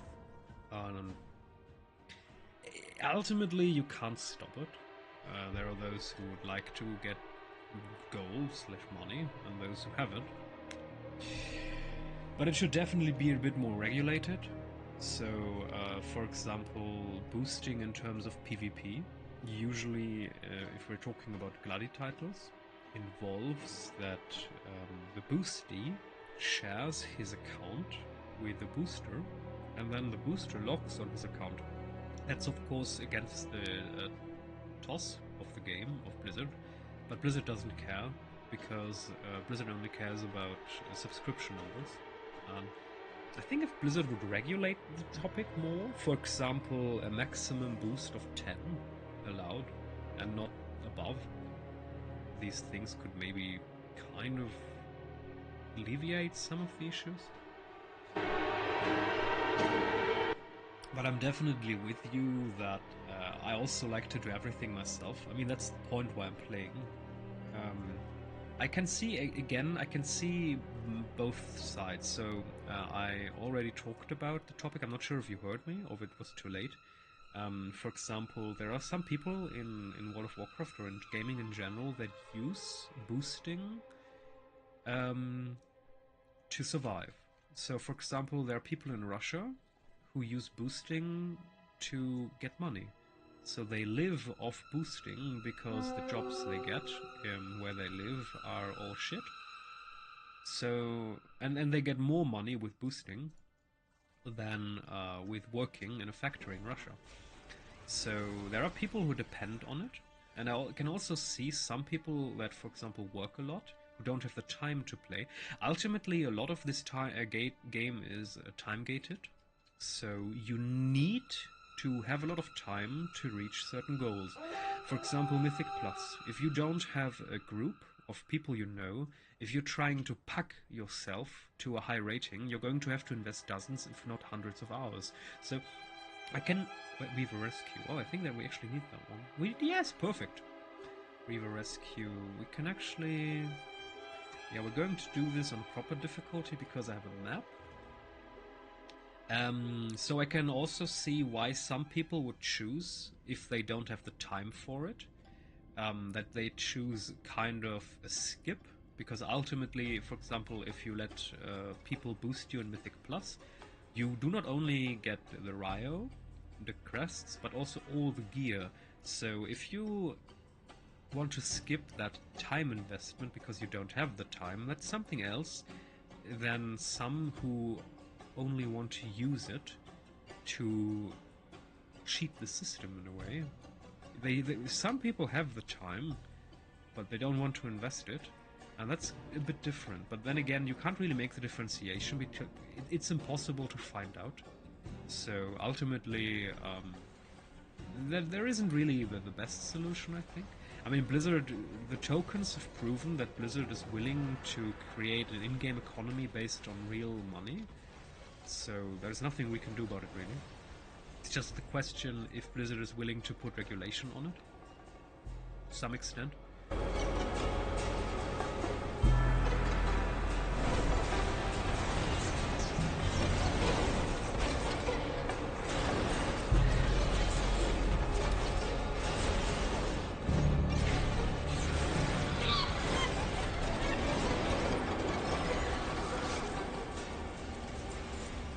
found a bit of gold!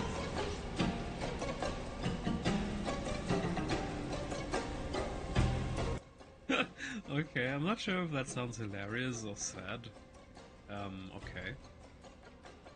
Interesting. So, as far as I know, you live in the US, right? So there are gaming houses in the US. I'm kind of surprised, actually, because the living wage of the average household income should be too high to be able to live off gaming in the US. Maybe it is. I'm a bit surprised.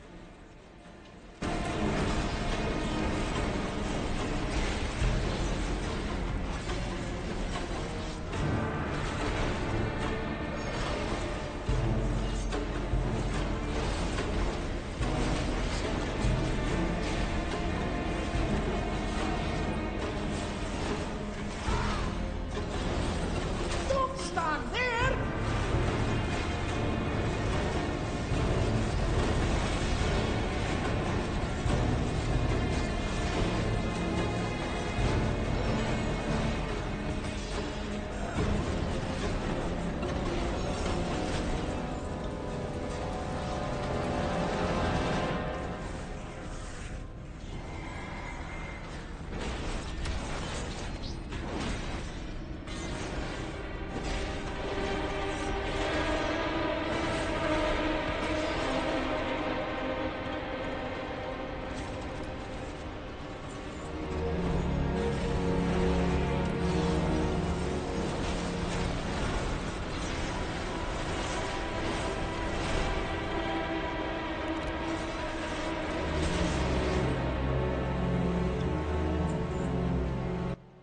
Yeah, the end result's definitely bad if the person decides to use it to gain something. So, for example, to get into a group because of an allegedly good Rio, which of course is nonsense because the person never actually played.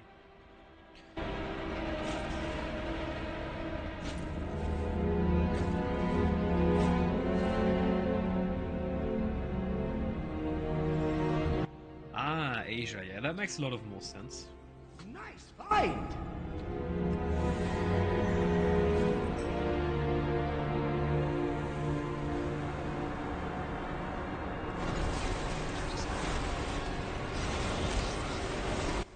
I think one of the major problems, though,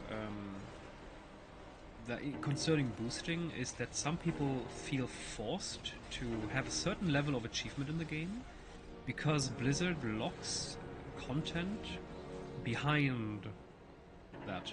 So, for example, if we talk about gear, in order to get good gear in the game, you are forced to do group content. And the problem with that, of course, being not every... Why is the door not opening? Not every group is easy to get into.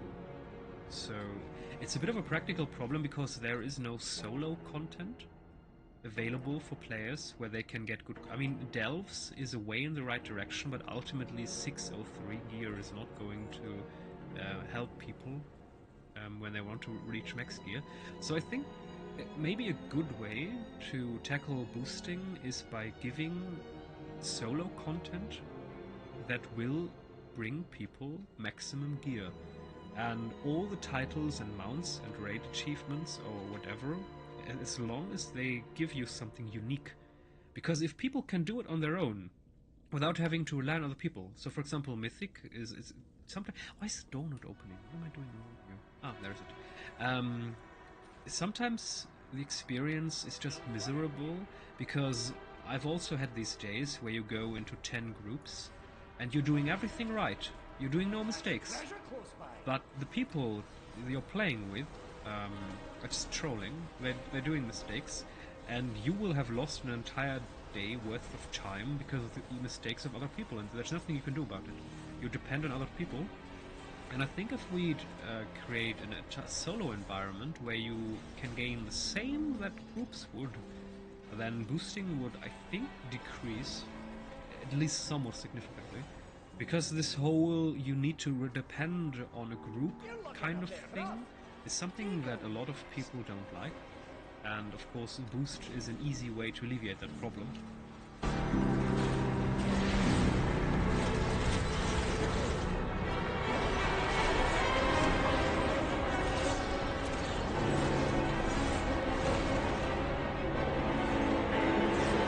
More like it!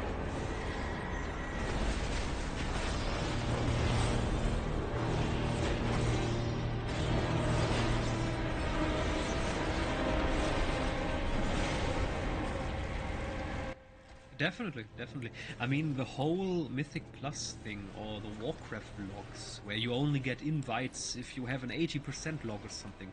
Ultimately, it only separates the community. And for example, in the beginning of a season, if, for example, you have to work an entire week and don't have time to play, if you start a week later, you're fucked. There's nothing you can do about it. You're just so far behind everyone, nobody's going to invite you if you don't have, I don't know, 1500 Ryo at that point. So it's extremely hard if you don't have the time investment.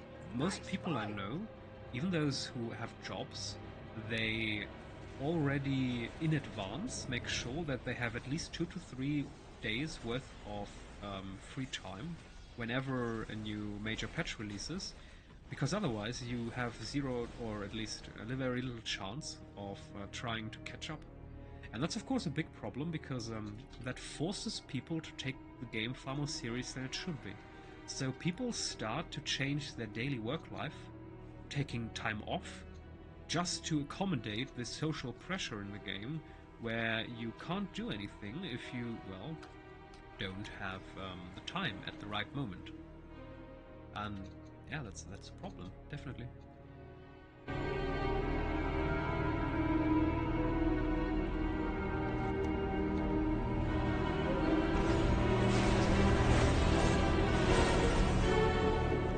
But the thing with bad behavior, for example, I mean, I kind of remember Classic, so, or at least the Burning Crusade was still apparent. Wrath of the Lich King had kind of changed. Back in the day, when someone misbehaved on a realm, when realms still mattered, all you had to do was write to Guildmaster, hey, your guild member griefed or was an ass or whatever, and then a couple seconds later you'd already got a message from the evil party that, got a very friendly reminder from the guild lead to behave. And because everyone knew you, I mean, on the realm, everyone knew your name, you had a reputation to uphold, and so you behaved properly. Nowadays, in a realm of anonymous, million people, dungeon finder, all of that have kind of gone down the drain. I mean, it's a practical problem, of course. The entire realm shading system that Blizzard had developed can't hold up, of course, forever, because there are just too many people.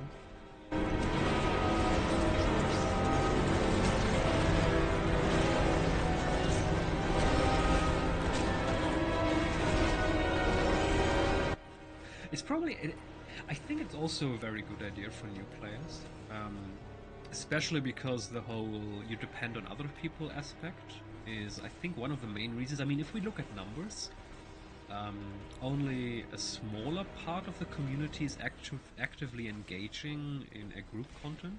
I think it's about 30 to 40% that's actually engaging in group content. So the vast majority of players are only doing solo stuff. And that already kind of shows that most people do not like group content because they depend too much on other people.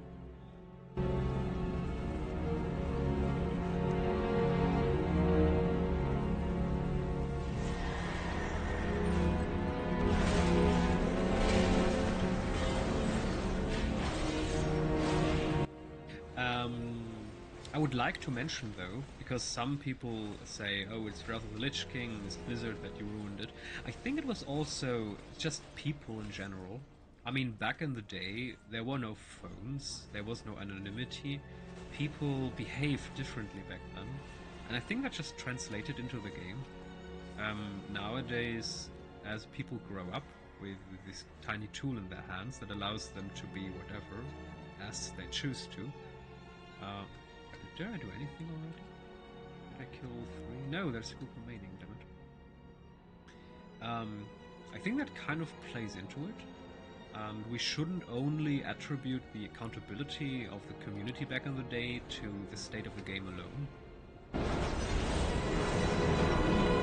There's a lot, especially in a social background with people, that the plays beside the game that sometimes is not really obvious, but the entire type of social interaction between people has also kind of changed since the internet. People feel more comfortable these days hurting other people. I mean, back in the days, I had the feeling that people would think twice before speaking, especially if it could have a detrimental effect on other people. And nowadays, I have the feeling at least that they don't as much, and that kind of translated into the game. And I think it's kind of coincidental. I mean, 2005-6 was the era when the smartphones started, which kind of coincided with World of Warcraft's creation. And ultimately, of course, as it advanced, as more people changed, the game also changed.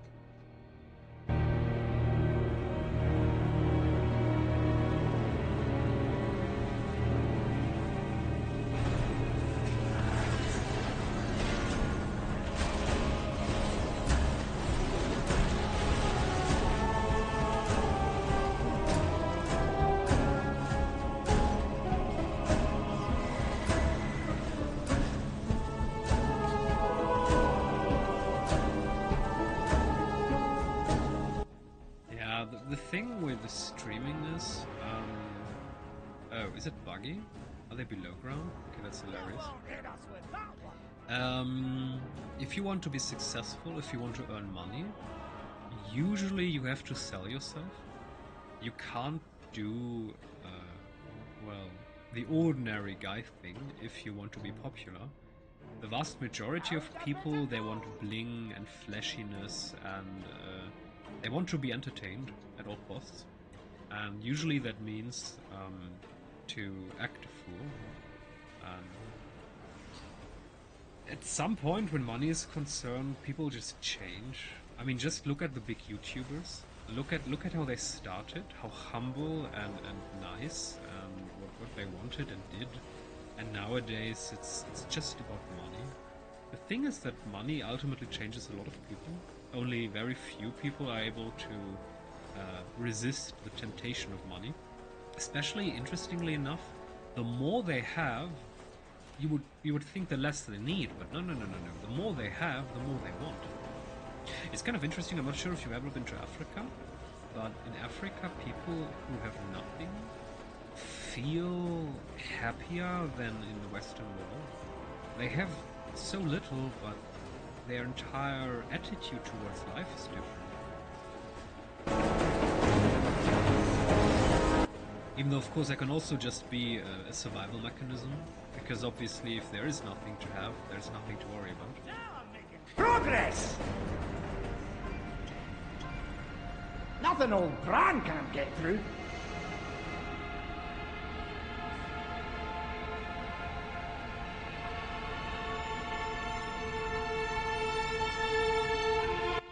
Yeah, cult-centric, it's an interesting topic that you're approaching. I mean, it's especially considering what happened today.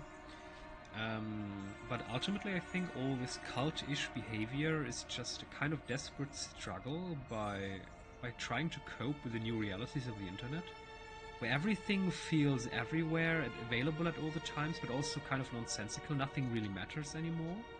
So I think people are kind of desperate to be part of a group where they belong to, where they have the feeling to belong to, because that kind of disappeared over time, that people just feel like they don't belong to anywhere. And if there is a guy who tells them, hey, you're part of my group, then they will enjoy that very much. And ultimately, I think it's a desperate struggle of all the ones who don't feel well in the modern age. I mean, the modern age is fast. These days, you're expected to, act immediately. Back in the day, you had time.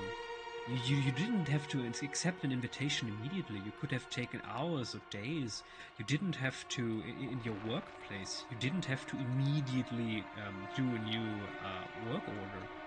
Everything was kind of a bit more sluggish, a bit more relaxed, and nowadays everything is super lightning fast. And I think a lot of people are trying to cope with that. by trying to change their surroundings with that which they know and like. So this kind of, I mean, I don't want to really broach the topic. I mean, everyone knows what happens today. But it's kind of, I think, a reflection of those who want to feel at home in their own mind. This entire internet thing, the whole globalization, the whole speeding up life, has kind of led to people feeling pressured, and a lot of people have troubles coping with that. So I think they're trying to desperately grasp whatever is available to cope with that feeling. Of course, that leads sometimes to people getting attention that shouldn't get the attention in the first place, but that's another topic.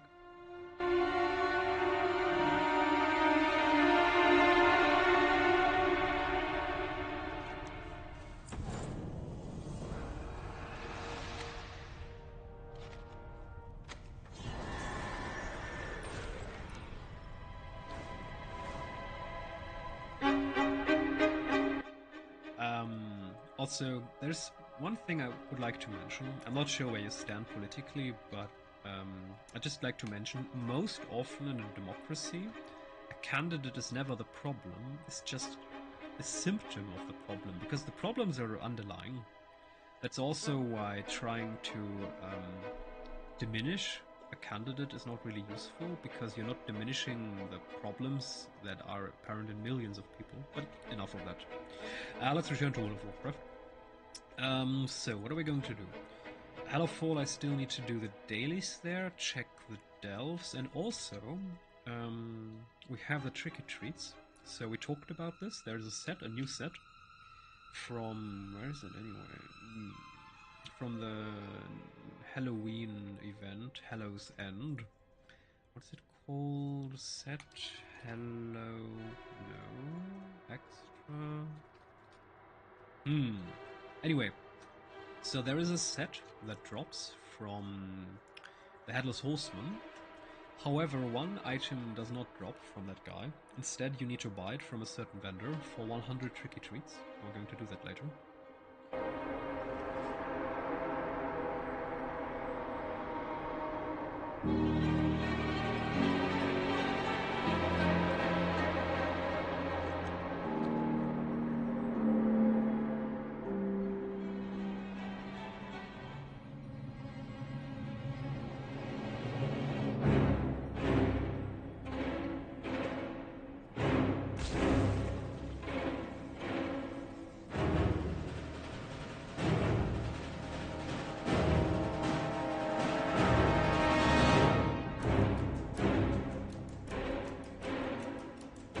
Also, one tiny notion about the whole topic we had reached.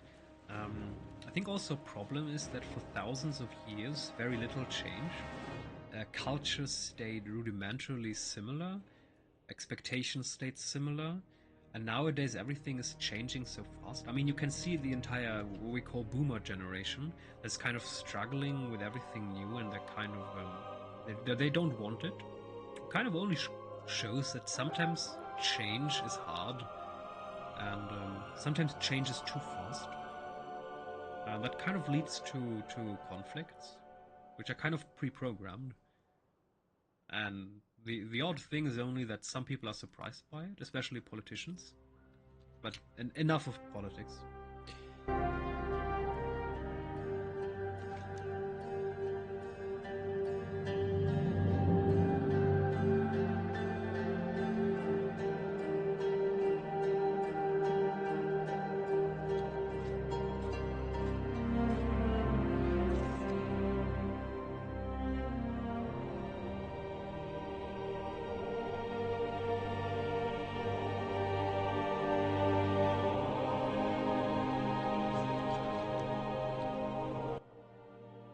So we need Rand's Gambit.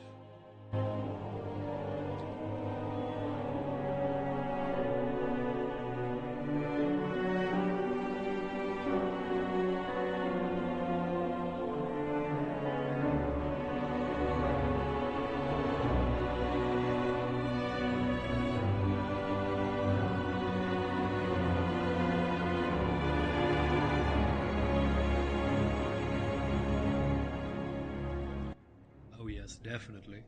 I mean, especially in human nature, a lot of problems that, and it's hard to quantify or qualify. I mean, some problems are apparent, but it's hard to describe them scientifically. And if you approach certain topics too early in a society, usually you receive negative notions. However, just wait a couple years and suddenly it seems obvious to everyone. Lurking terror, no, we don't need that.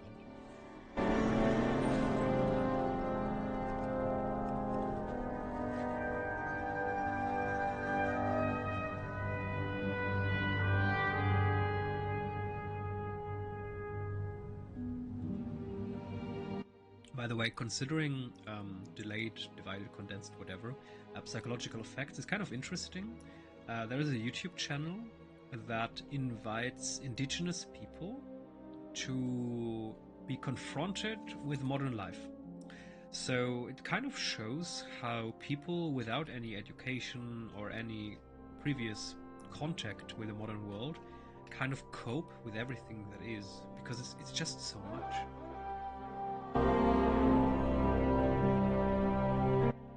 Oh, the blood of me. Yeah, I remember that one. I didn't actually know that they used it for real-world applications. I mean, I was aware that it was interesting to Blizzard. I once read an article, I think, about that they try to use the data, but I've never actually read about the results of that. Interesting.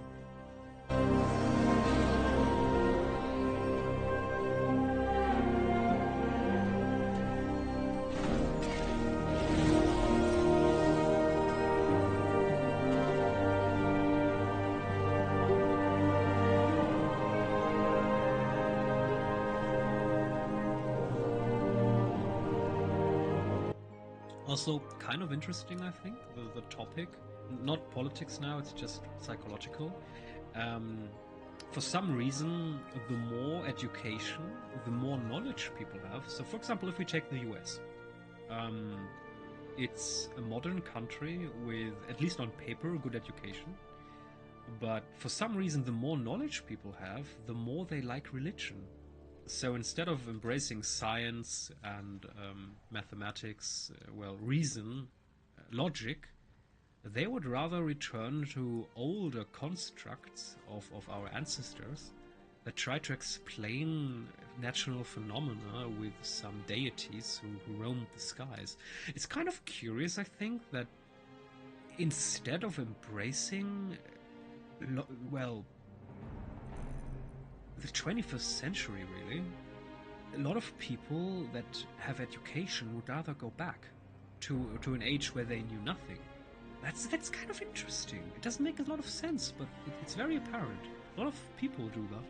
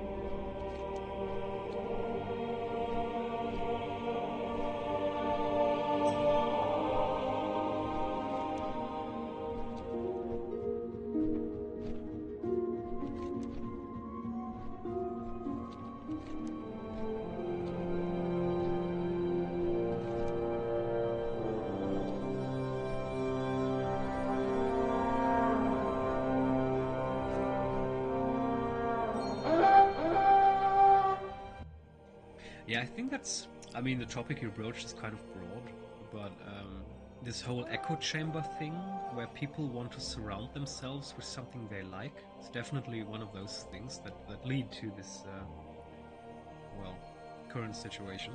Where just... It's not actually about knowledge.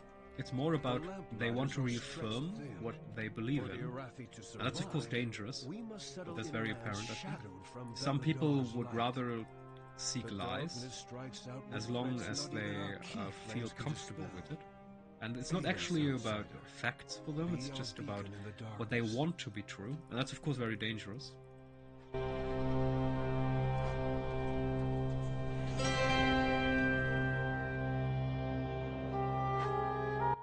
Well, that's kind of human nature, I think. What we do, I mean, it's kind of critical, but overall, I believe that humanity changed to the better. I mean, if we think backwards 200 years, where most of the world was still ruled by royals, and people couldn't even read the Bible.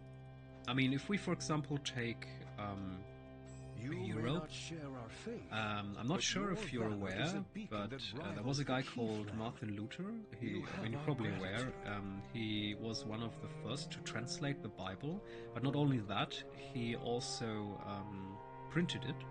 And the thing was, back in the day in Europe, until Martin Luther, every church lesson, every word spoken by a priest in an official capacity was in Latin, but the common people didn't speak Latin, so they couldn't understand what he said.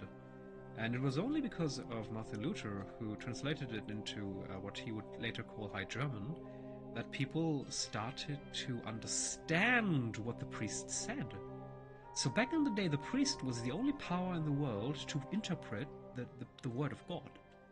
So they had no choice but to believe that guy. And nowadays, at least over the centuries as it changed, people became more questionable. They started to ask questions instead of just taking it to front value. I'd say we're definitely at the best point in human history in that regard. Sure, they're idiots. And the problem with the internet is that the number of idiots can be low, but it seems high because they're omnipresent. If 1,000 people on the internet scream loudly, that can diminish 100 million that are quiet and reasonable. So just because there are a lot of loud idiots doesn't mean that they are in the majority.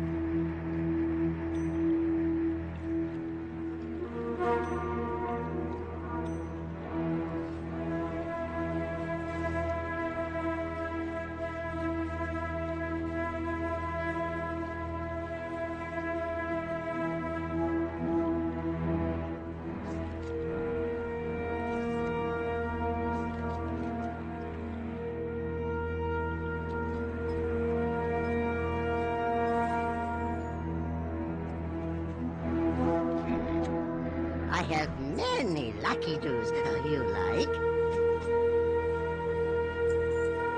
May your feet find good trails.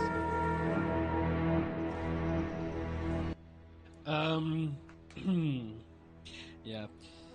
There is a kind of saying. English is not my first language, so bear with me if it's kind of inaccurate, but it kind of goes like this. If you argue with idiots, they're going to drag you down with experience in being idiots, you know? I mean, it's a difficult topic because you cannot ignore idiots. You cannot ignore a problem indefinitely, but you personally as an individual on the internet, I think if you notice that the one you're talking to is completely ignorant towards, well, logic or reason or facts, it's probably best to just stop talking.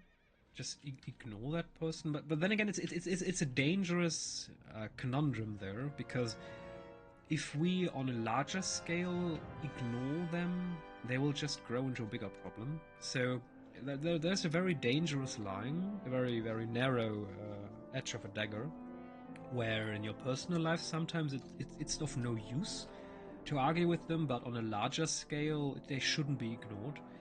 But it's kind of apparent that some people would like to do it on a larger scale as well, but that's not going to help anyone, of course.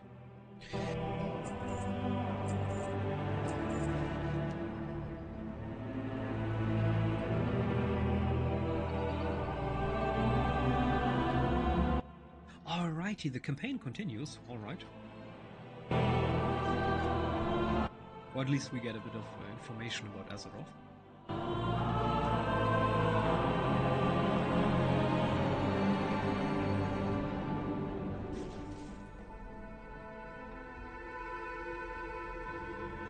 You know, that's one of the best things I've heard this month, I think. To try to breach echo chambers, that's exactly what needs to happen. The biggest problem I think these days is that most people would like an echo chamber of themselves, for themselves, with people with like-minded opinions, but ultimately allowing opposing opinions in is one of the best things you can do, and that definitely qualifies you to, I don't know, the best? I mean, you can't really do more than an individual. Liking opposing opinions is one of the best traits, in my opinion, that a human can have. Anyway. I'll contemplate what we talked about. The great Khaz'goroth revealed to me that the corrupting influence of the imprisoned old gods was affecting the world soul. To protect it, we had the Earthen construct the World Core, a vast chamber at the heart of the world. There, the world soul will slumber, with only the Titans to influence it. I must note a disturbing development. As they worked to greater depths, some Earthen began to behave erratically. This could not be countenanced. Most units were repaired and continued their work, but some began to physically change and crystallize. They named themselves Thragar. These faulty units were so greatly affected that they rebelled against us, attacking and damaging the World Core. In the course of studying them, it was determined that long exposure to the World Soul's energies led to the changes exhibited in their core directives. If we cannot prevent this from happening, it will prove catastrophic to not only the World Core, but to the Manifold itself. Measures must be taken. I do not recall this happening. That should not be. This World Core seems as if it was a monumental undertaking. And the Earthen malfunctioning? How would the World Soul's energy cause that? This is very confusing. By the way, what does he mean by repaired? Unclear. But what he said about the Thragar rebelling is most disturbing. The Thragar? That's what they called Granda when he first got to Khaz'algar. We regard them as legendary champions, almost demigods. To learn that their directives were just corrupted That they were anomalies? Was everything we believed mistaken? Or even a lie? Wait. You don't suppose... If the Earthen were affected by the World Soul's radiation, the closer they got to it, could it be that it was actually trying to reach your people? Asking for help, like it did with my granddad, and undoing their directives. Was it actually giving them free will? I do not know.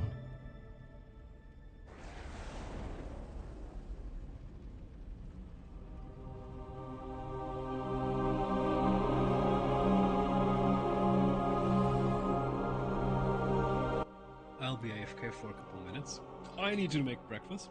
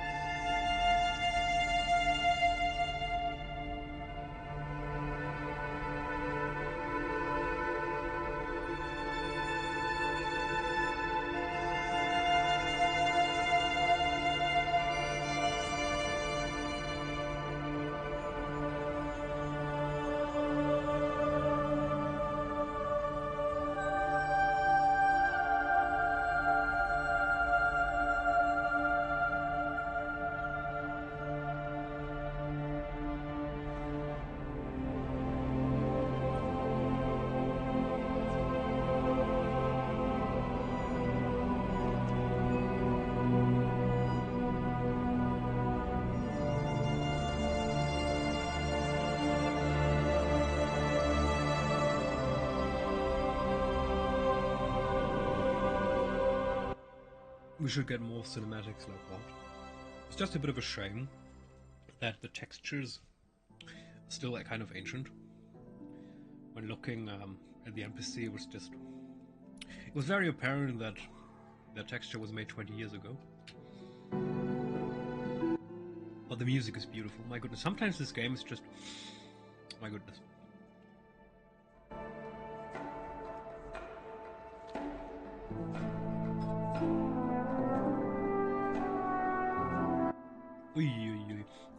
We're going quickly to the anniversary event to buy a couple of tier sets, and then we're going to check out Dragonflight with the Storms, and then I'm probably going to do a couple mythics.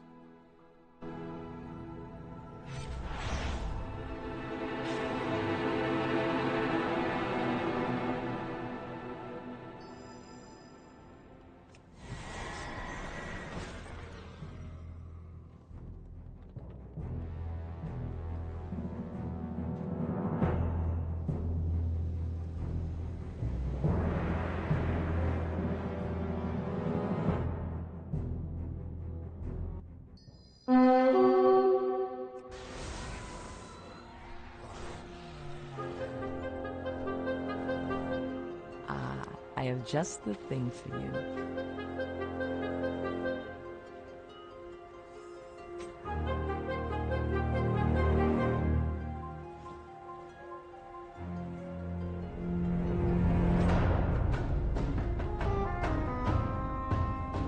May the eternal sun shine upon you.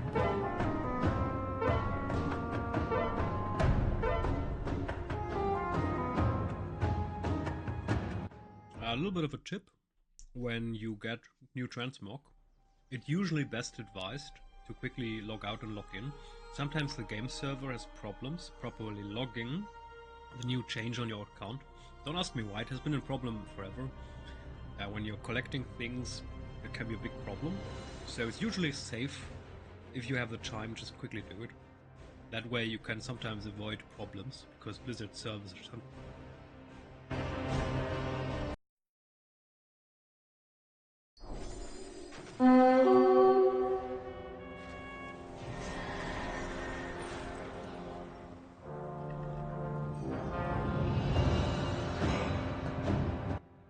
You know what?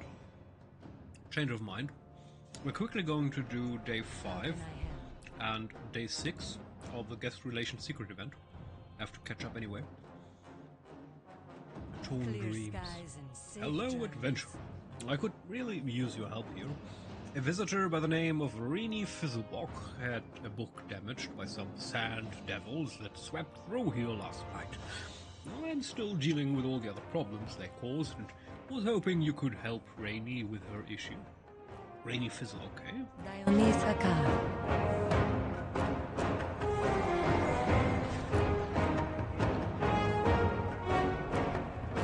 Oh, you're talking to me! Torn Dreams, the Hammett Nessingwary is here, signing his Green Hills of Stranglethorn book. I was going to have him sign my copy, but then the Dust Devils tore through the camp and shredded it. No. My sister won't let me leave the camp on my own, and I couldn't stand to tell her that the book she gave me was ruined. I could really use your help. Take care. Okay, restoring a grand tale. Oh, it was terrible. My book shredded, my dreams gone, the pages flew everywhere. I saw some caught in the sand devils that went down the tunnel. Others caught on adventurers heading out to face the big monsters in Ternaris. And others are scattered around here. Maybe that bird thing of yours could find them? Please help me get the pages back, so I can restore my book. Oh, and watch out for that shady Kravitz Laurent. He's selling new copies for 100 gold under the fashion frenzy stage. Robbery.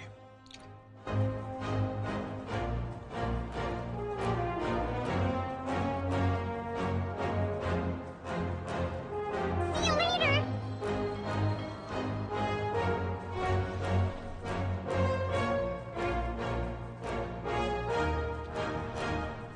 Wait a second, I think I forgot something. At least...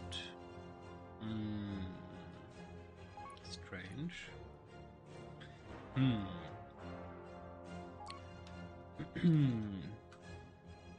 So the guide says that they're... Day 5, the Case of Misfortune. That's not what we have right now, is it? Case of a Good Book. Oh, we started day 6. I skipped day 5. Oops. So we're in the case of good books. All right. Kravitz Lawrence. We have the Great Solution as well. Okay, so we need to find Kravitz Lawrence first. He's, as they said, below this event. Prepare for a story journey with Lord Walker Cho at the Storyteller's Stage. Be quick about your business.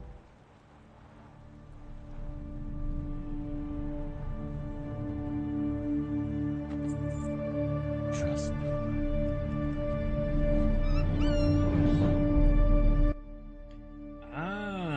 Okay, so you can either... This is actually cool, I like this. So you can either go for every page, or you just buy the book. I mean, it costs 100 gold, so I don't care. Once you assemble the complete Green Hills of Stranglethorn, turn in the quest to Rainy Fizzlebog. Alright. How's it going? Take care. Bye-bye. Oh yes, I was able to find it all.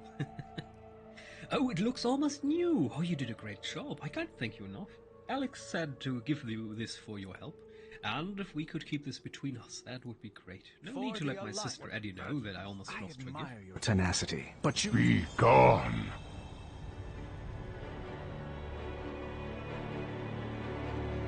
Alright, so now... just... a moment.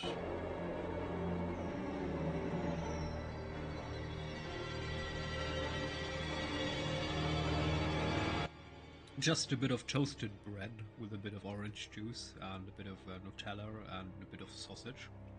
Quite simple. It had to go fast. I'm playing.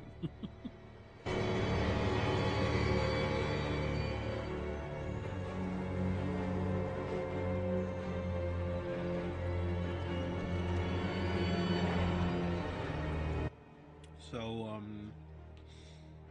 day 5. The Case of Misfortune does not start with a quest from Alex, but with Dark Moon cards scattered around the celebration grounds. So the easiest one apparently is right in front of the box she's standing. Oh, behind it, there you are, a Dark Moon Fortune card. So in order to do day 5 of the celebration event, we need to find all Dark Moon cards. Looting any of the Dark Moon cards and bringing to Alex will trigger a new dialogue, in which she asks you to check with the other guests in the event and see if anyone is looking for other cards. This will lead us to Alphonse Constant, an apprentice cartomancer standing to the right of the storytime stage. Alright? Oh, curious. I wonder if some guest is missing their Dark Moon cards. If so, could you please help them out? Please be Alright. careful, friend.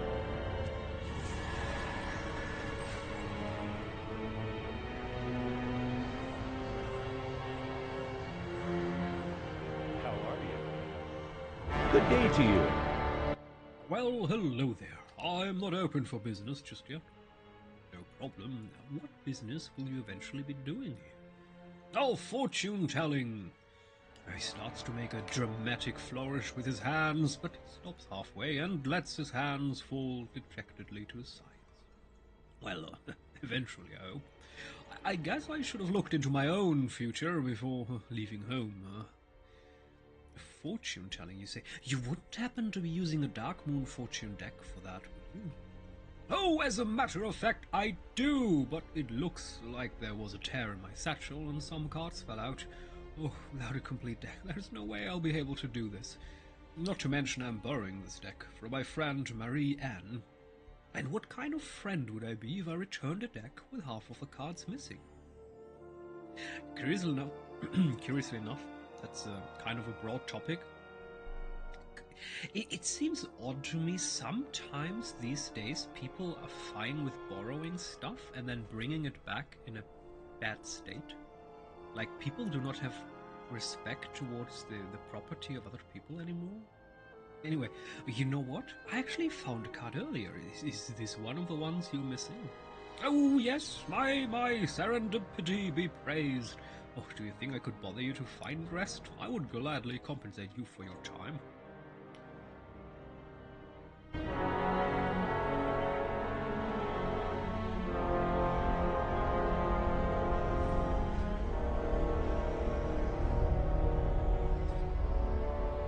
Safe travels.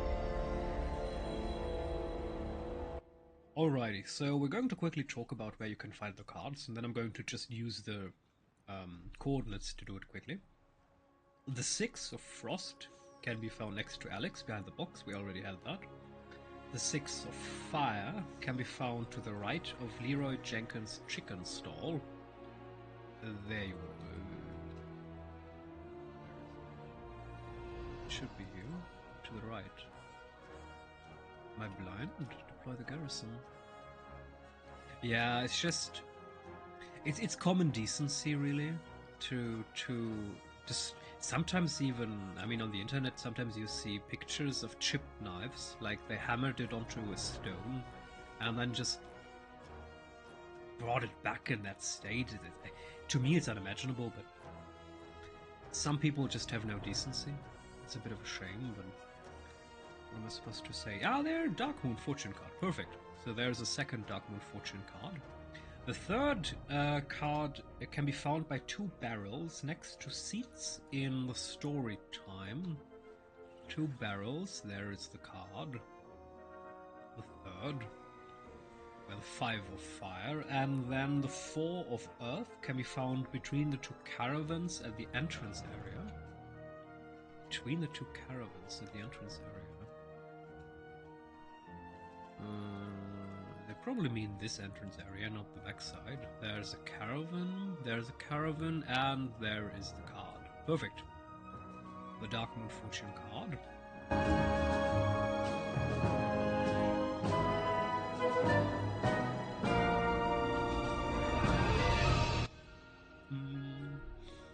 The 8th of Fire can be found behind Brivelthwerp next to the ice rink area.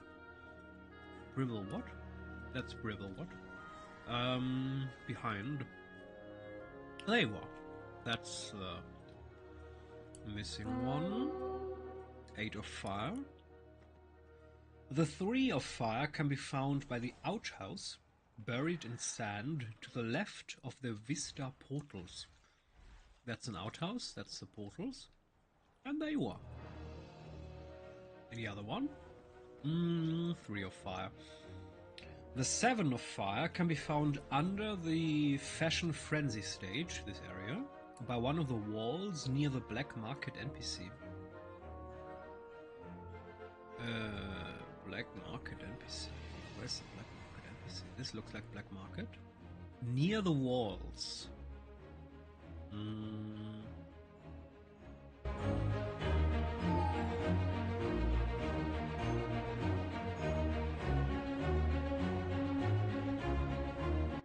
Okay, scrap of paper is not what we're looking for. Curiously enough. Torn note. Ah, a new one for crate. We don't need that though.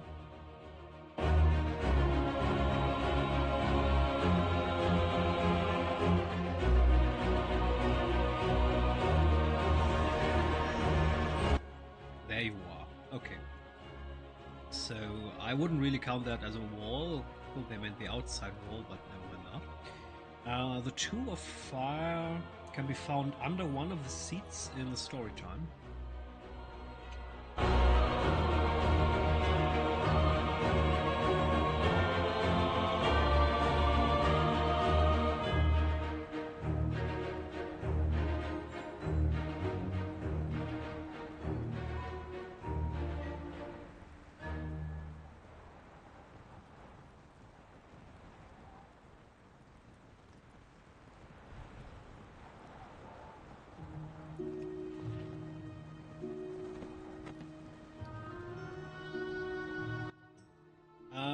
The 3 of Frost can be found on the stairs leading to the story time stage. Stairs leading to the story time stage.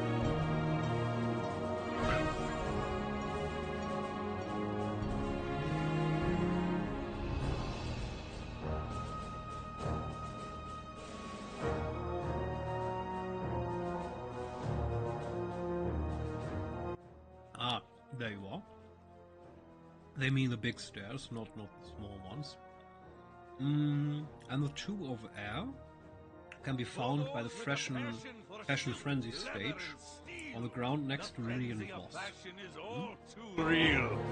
Be seen by the masses. Be their envy, their desire. Become the example to which all others aspire. Alrighty, and that's it. We're done. Yes, found them all. Perfect.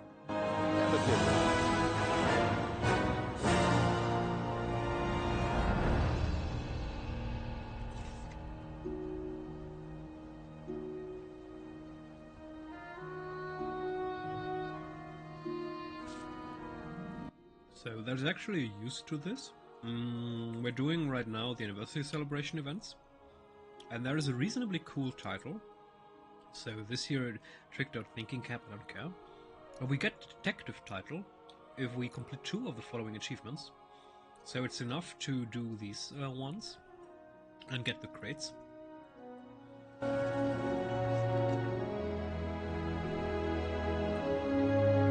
Looking for something special?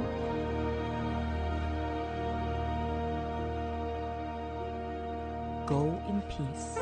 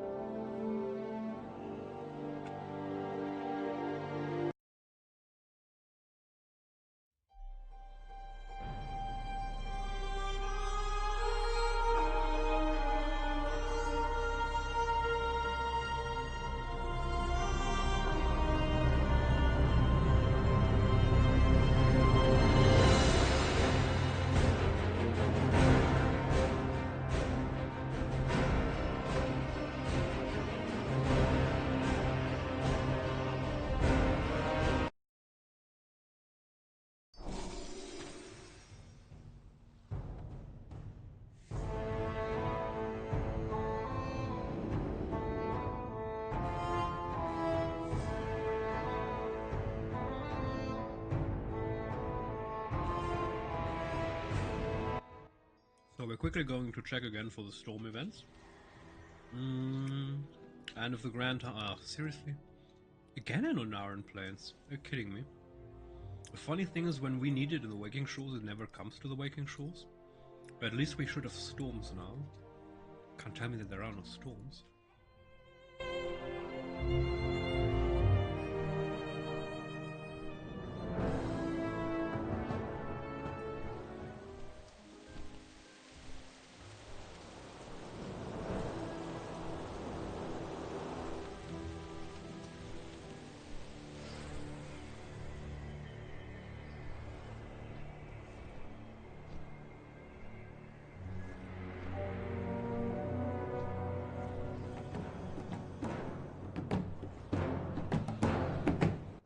I'm a bit confused.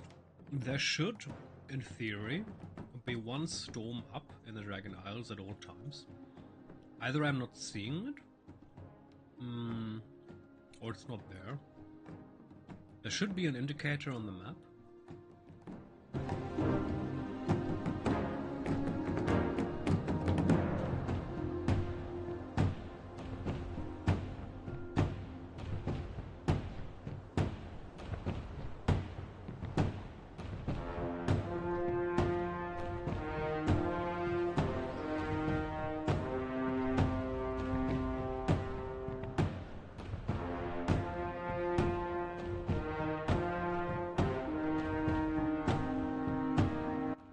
Whatever, we're going to do a bit of mythic now.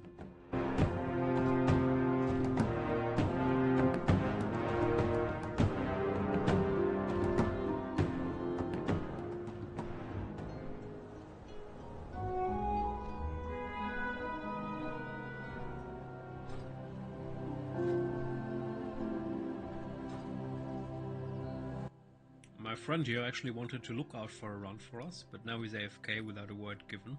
I have no idea what to do now. Whether I should search for myself or wait until he comes back. I mean, I would like to farm storms here, but there are no storms here.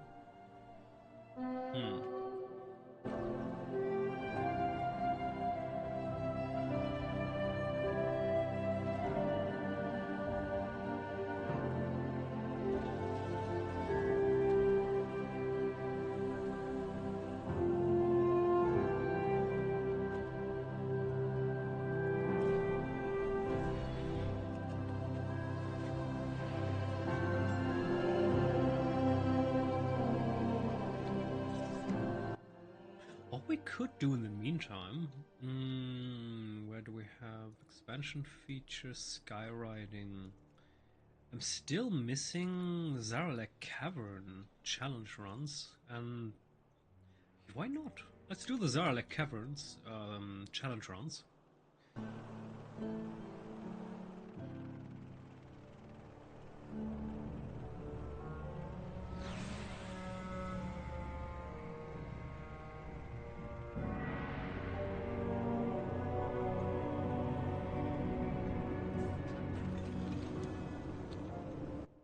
Also,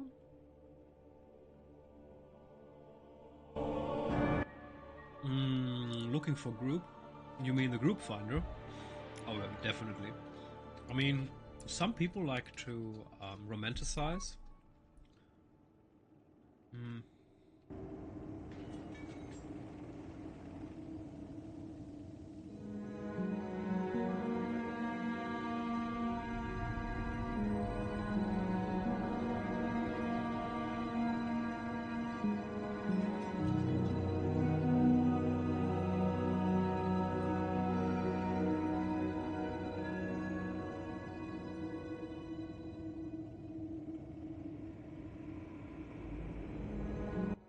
Some people like to romanticize the old days where you had to spam. I mean, I still remember in Wrath of the Lich King, in ICC era, I was a raid lead, and I often, sometimes, I mean, there were fixed group sizes, and often one or two people couldn't come in the evening unexpectedly, and I spammed in the trade chat in every city. Looking for damage dealer. So I was constantly spamming the chats of the cities because there was no other way to find people. So nowadays, where you just use a tool where everyone can sign up and you can even see what they have and what class they have, it's definitely, in that regard, it's definitely an upgrade.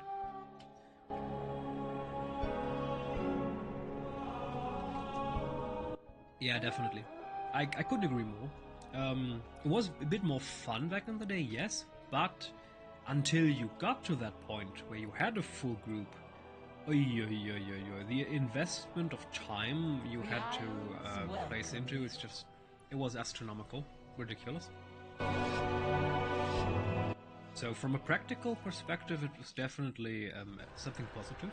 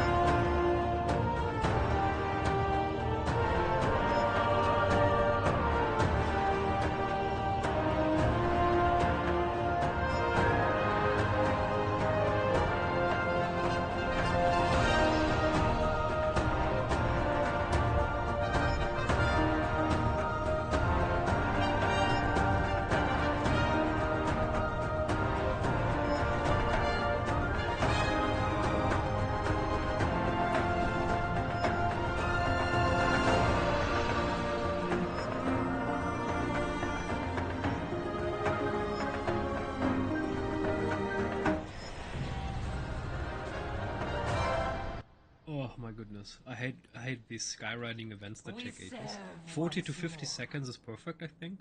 Everything on top of that is just terrible, because if you make a mistake, if you're out of time, it's just no fun, because it takes too long. Protect us.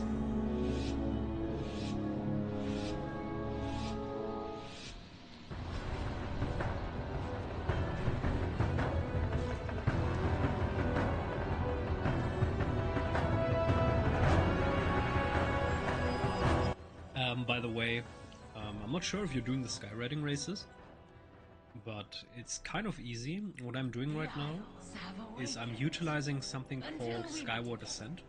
So every time before I use it, I quickly put the nose up, because it's kind of, I'm not sure if we should call it a trick. It ensures that we get maximum speed, and in my experience this is much faster than using the ordinary speed boost that you can get on a dragon. It's a bit of a hassle playing it because of this constant nose up and down, but overall it's definitely the fastest way to gold every race.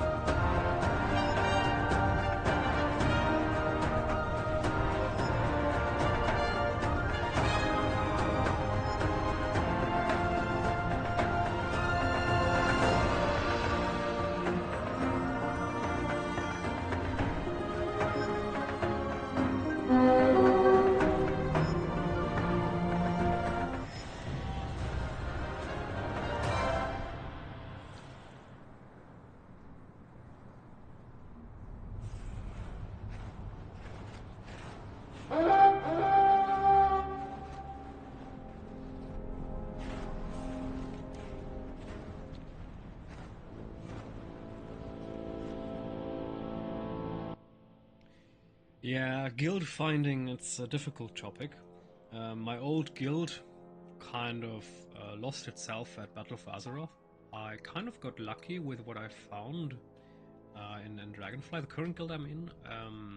The core of the guild is made of people that know themselves in real life, so there's a certain social order here where people are kind of nice because they know themselves in real life. So it's definitely a factor I'd kind of recommend. Slow again. Search forward. I mean, it feels fast, yes, but the question, of course, is can you easily time challenge runs? Because I found it, if you're not abusing the Skyward Ascent ability, it's very hard to time the challenge runs.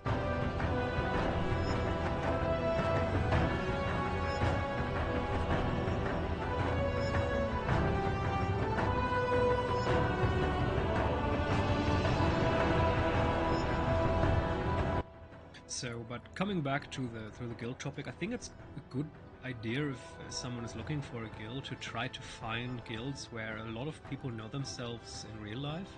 That usually tends to the guild climate being a little bit better, even though it can lead to problems in terms of loot distribution, depending on if these people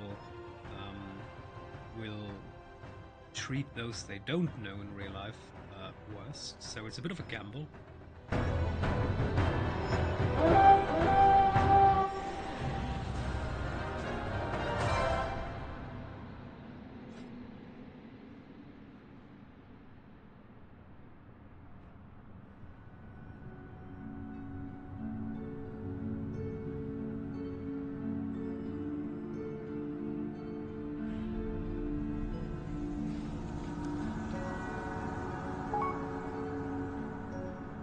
Aspects Grace.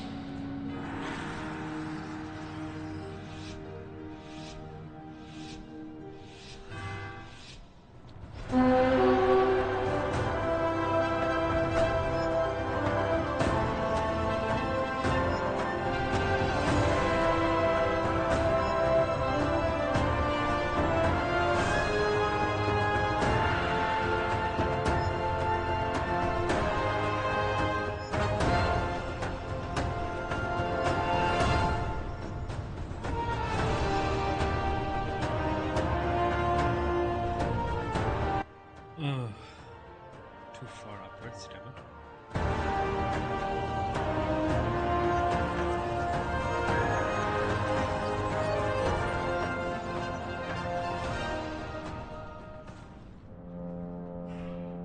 I have lived to see them.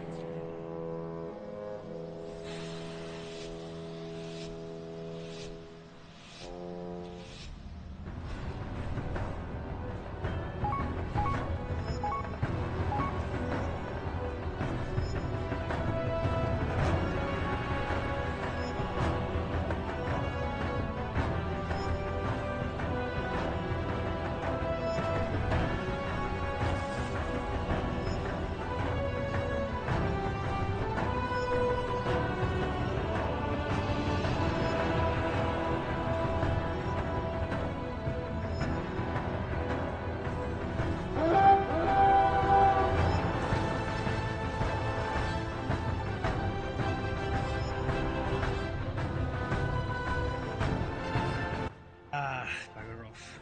Yeah, that's not going to work this time.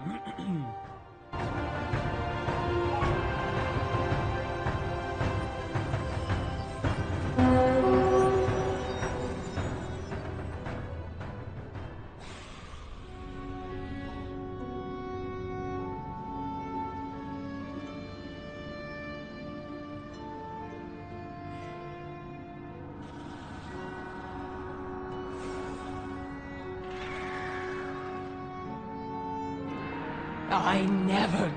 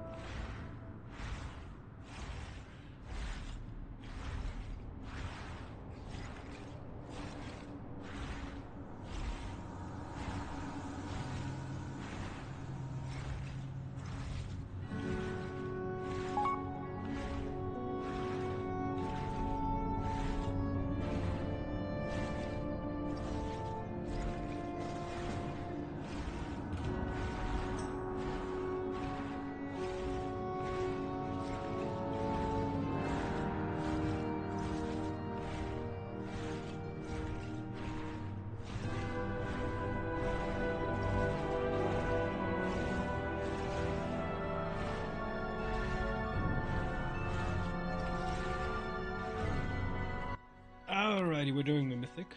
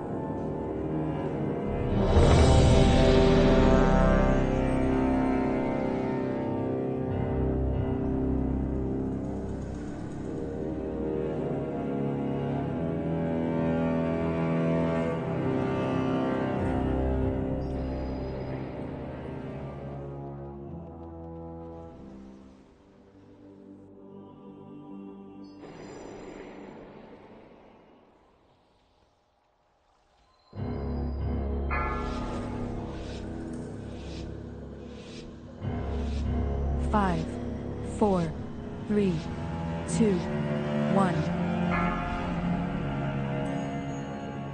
And now you learn the true lesson of the Void.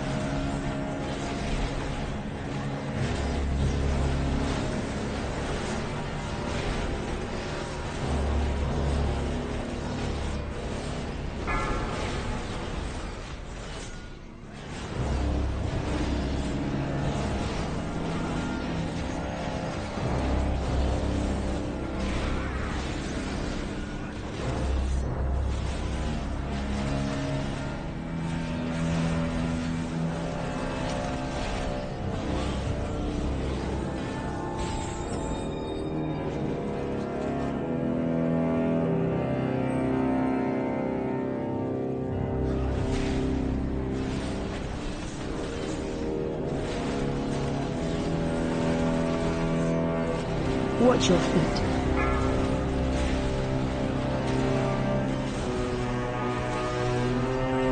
Open your mind to the whispers.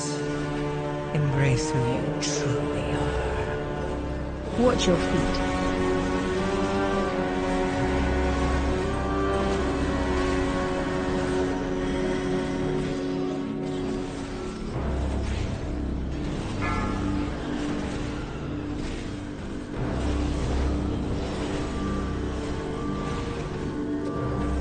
Watch your feet.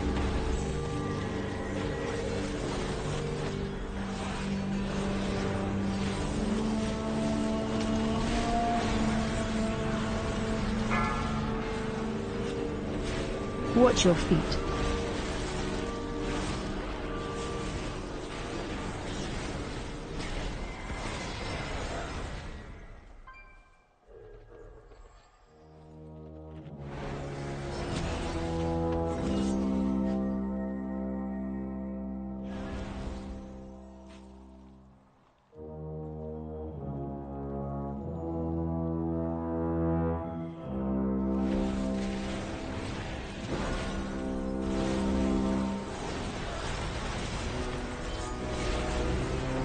Watch your feet.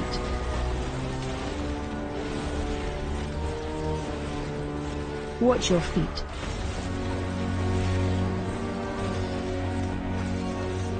Open your mind to the whispers. Embrace who you truly are. Watch your feet.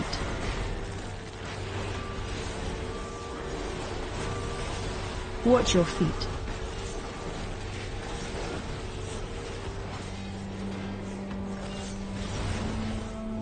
Watch your feet.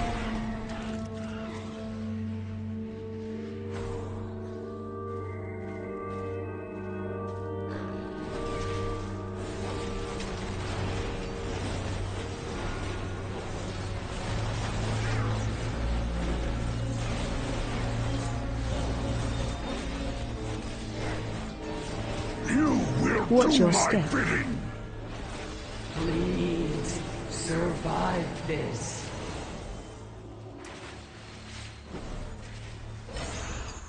Interrupt. Your fate in the wind.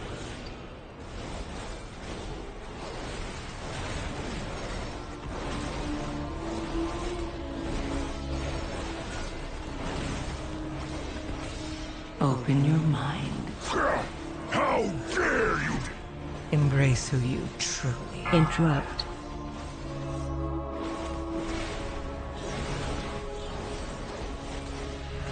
Pain, confusion. Obey me! Watch your step. You must endure.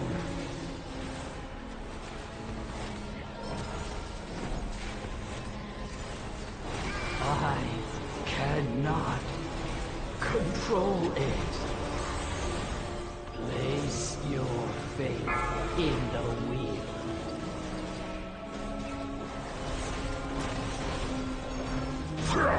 How dare you defy me!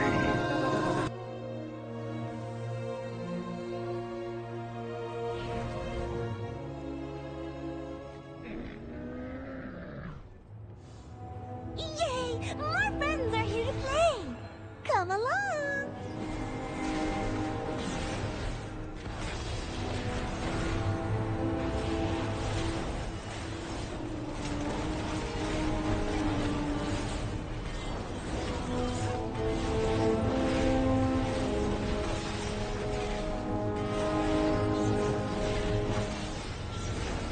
Can you find your way through the mist? Choose wisely. Open your mind. Stone and sigil show the way. One does not belong. One you must follow.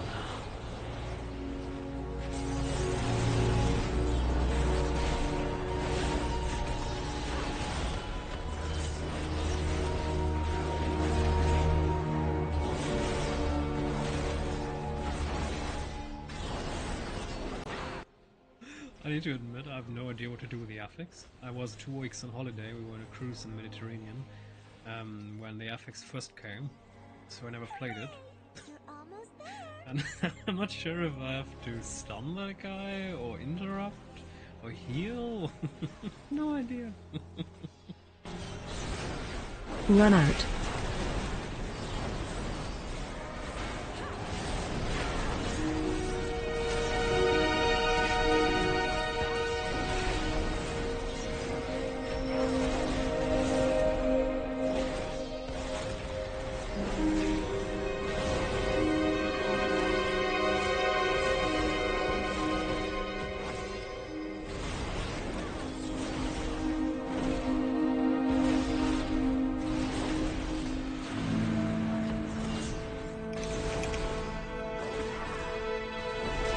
Open your mind to the whispers.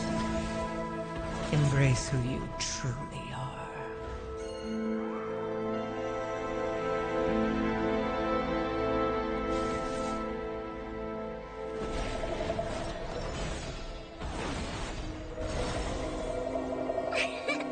You did it! Good guess.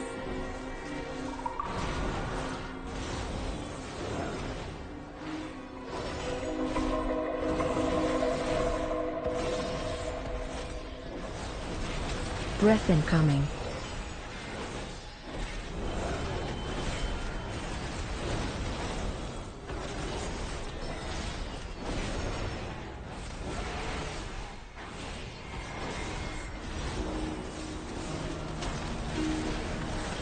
Breath incoming.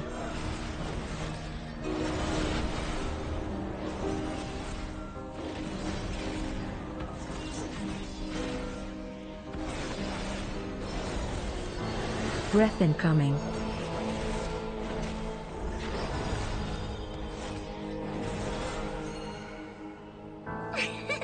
You did it!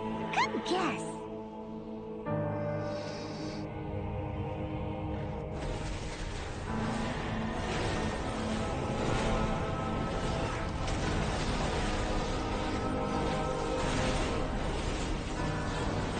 Pull ads out. Pull ads out. Open your mind to the whispers. Embrace who you truly are.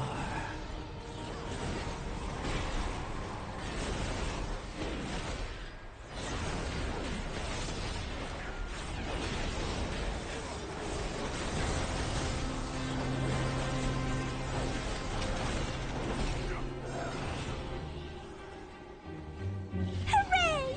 You're almost there.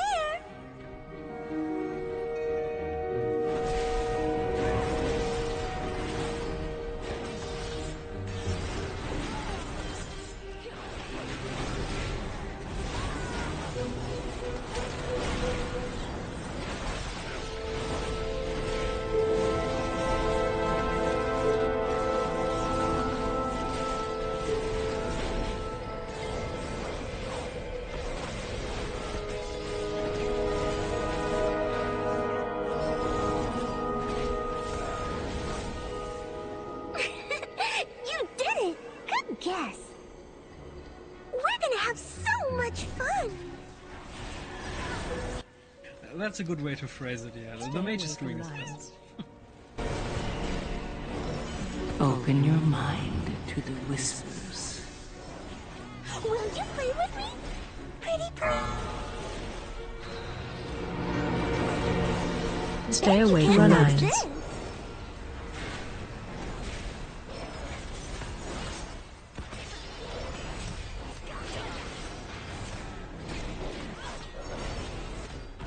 One of us is not like the others. Stay away from lines. You! I want to play with you! Wow! You're really good at this. Stay away from lines.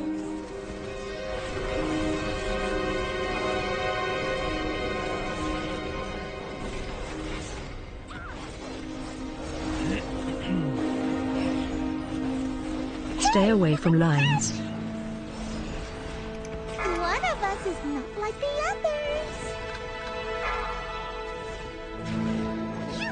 I want to play with you! Open your mind to the whispers. Embrace me. Stay away from lines. Here I am!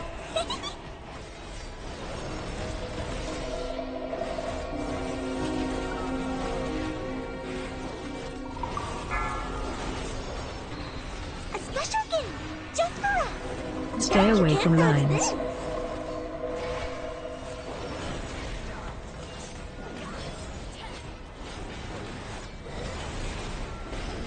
One of us is not like the others. Stay away from lines.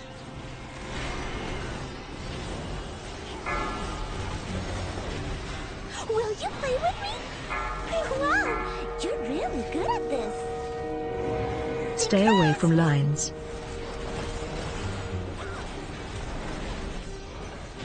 That was fun. I haven't played like that in so long. Let's do it again.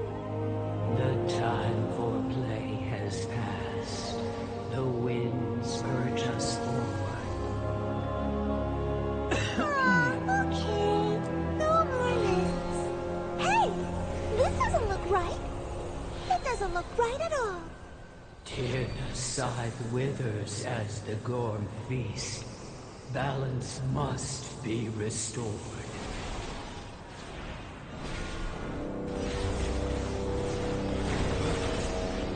Interrupt. AOE in range 5.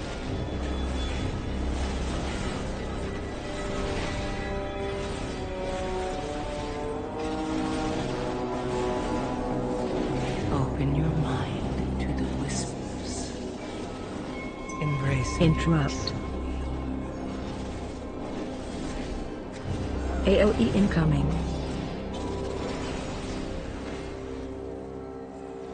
Interrupt.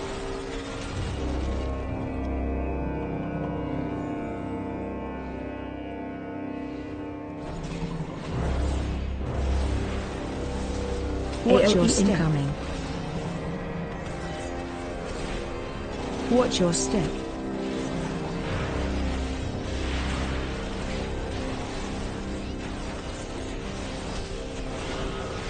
Interrupt.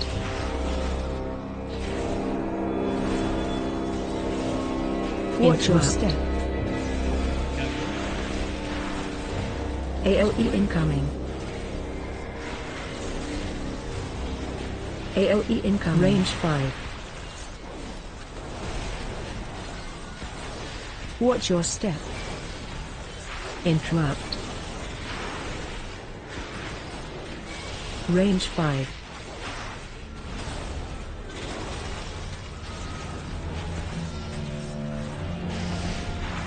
Watch your step. Incoming.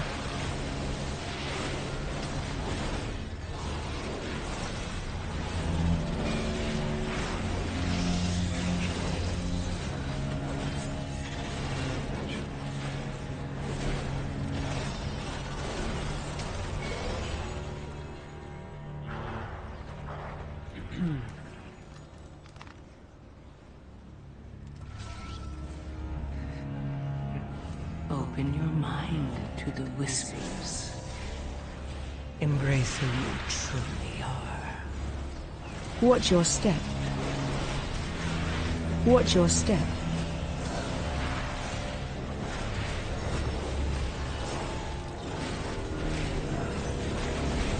Range 5. Watch your step. Watch your step.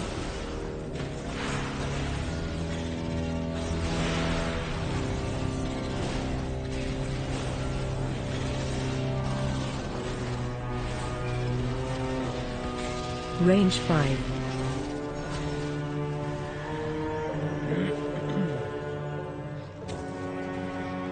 Yes.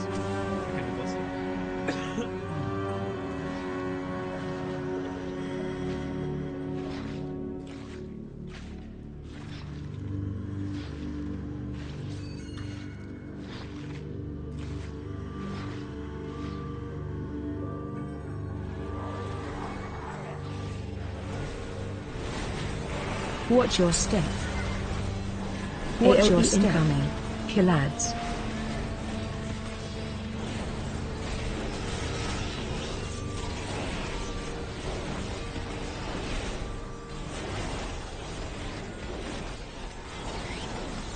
Watch your step. Pulling in. Run. Watch your step.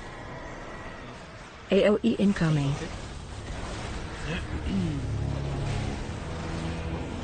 Open your mind to the whispers. Interrupt. Watch your step. Watch your feet.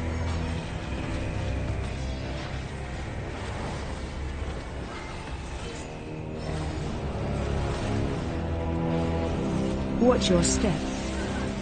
Watch your feet. Kill ads. Target you. Watch your feet.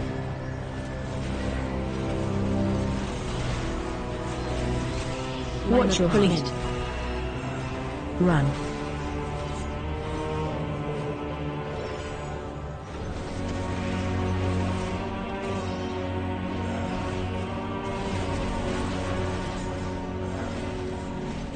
Watch your step. Kill ads. Watch your step.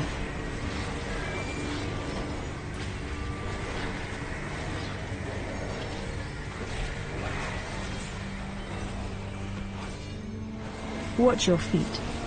Watch your step. Watch your feet.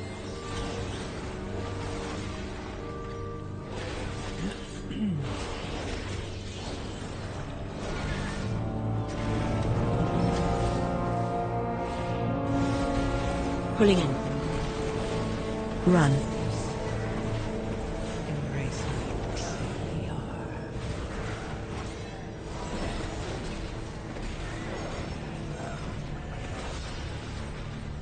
Watch your feet.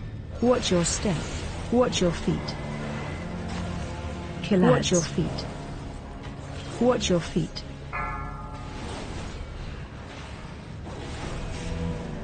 The other guy is not doing that except Line apart. Pulling in. Run. Watch your feet.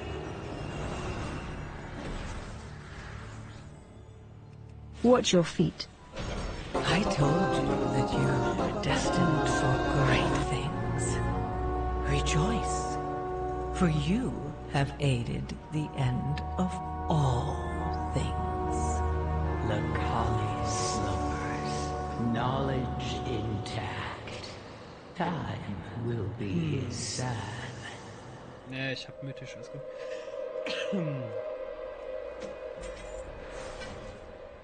Tyrannicide will remember you. Always.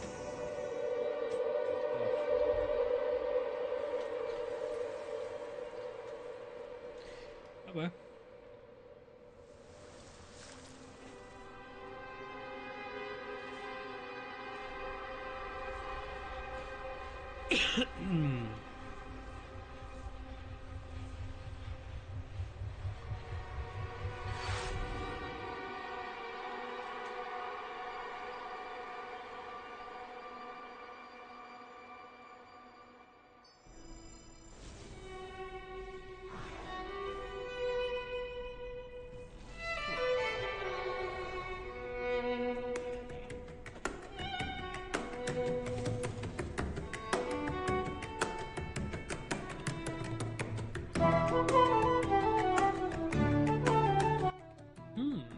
not bad actually. Almost 2 million damage without an augment.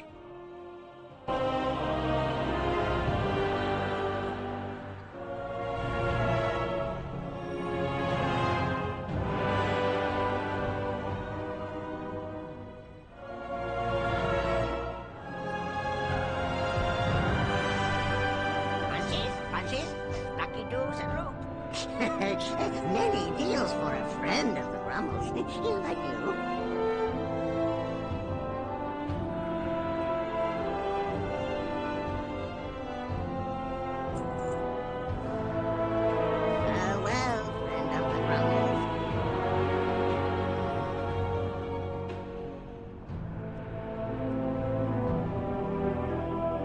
I have calibrated my prices to be reasonable. Return.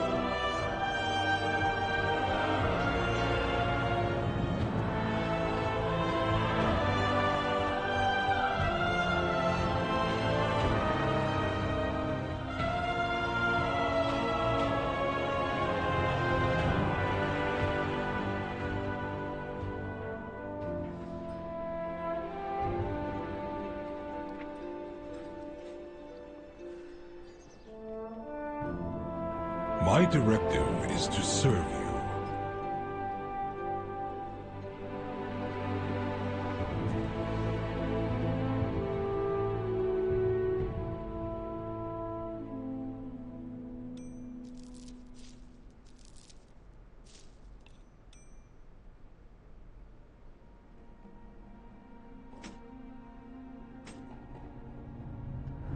My directive has been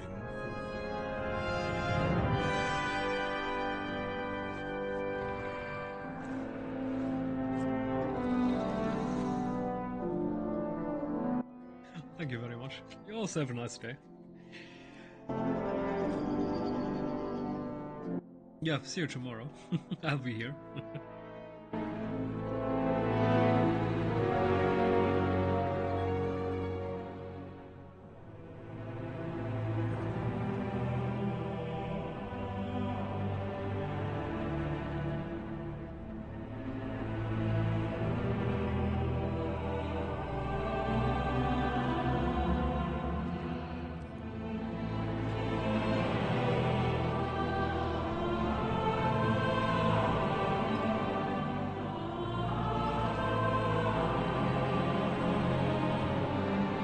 How fare you?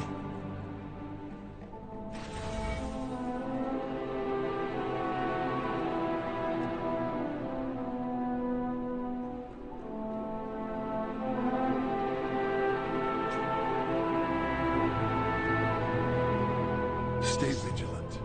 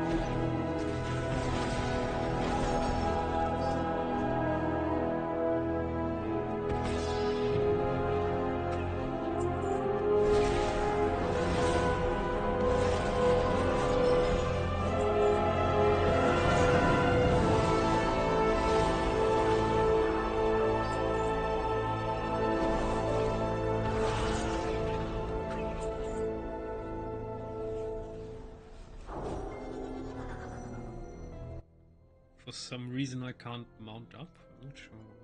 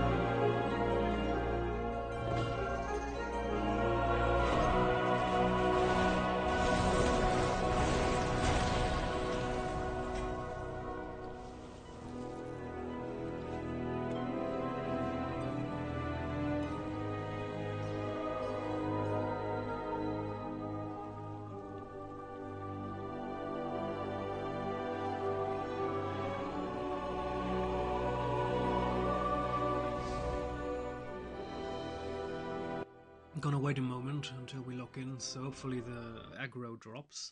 A bit of a problem.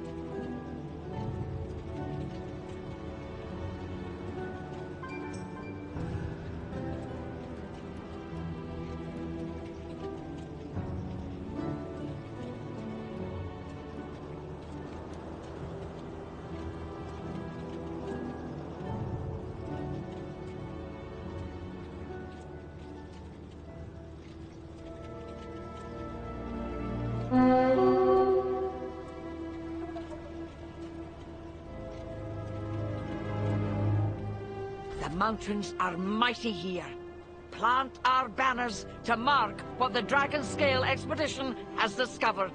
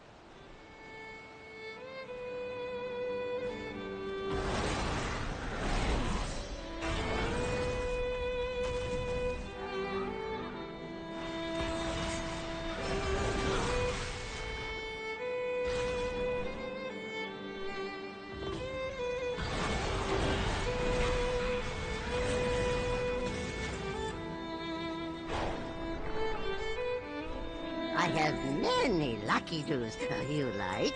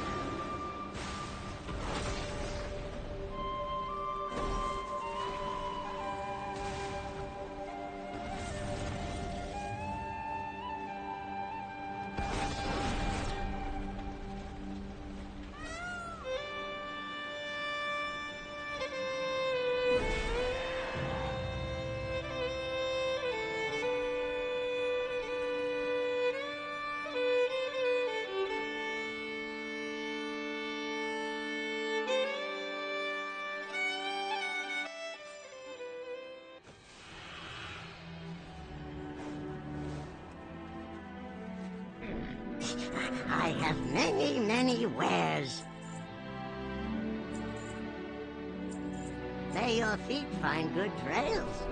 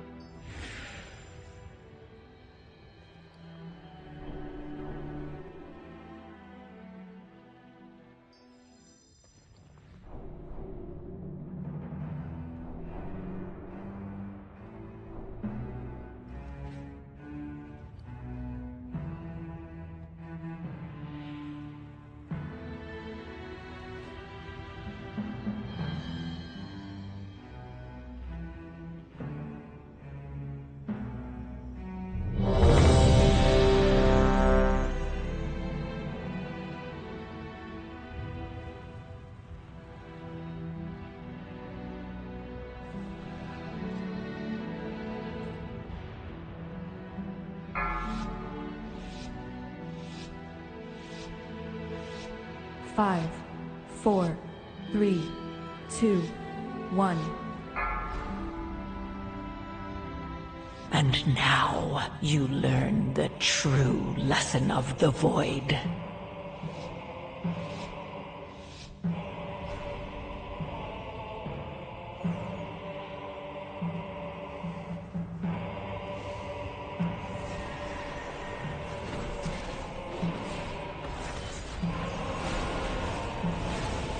Watch your step. Knocking back.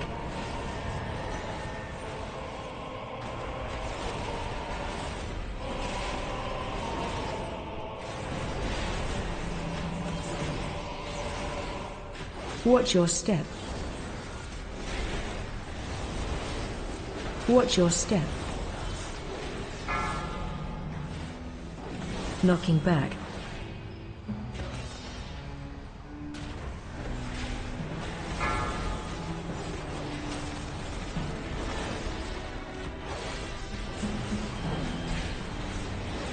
Watch your step.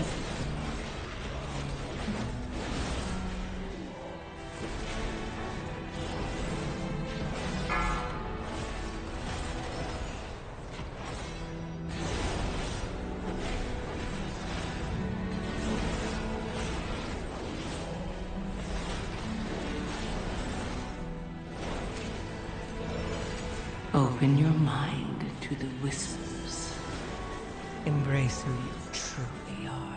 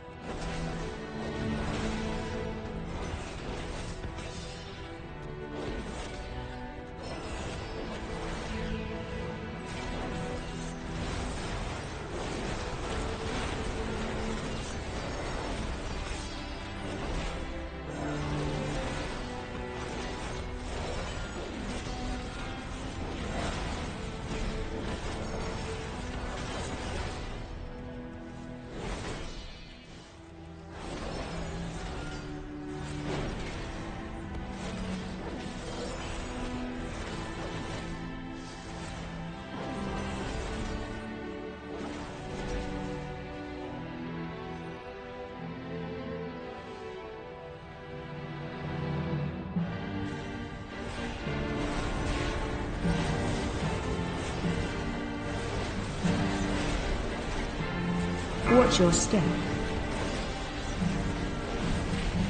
Watch your step.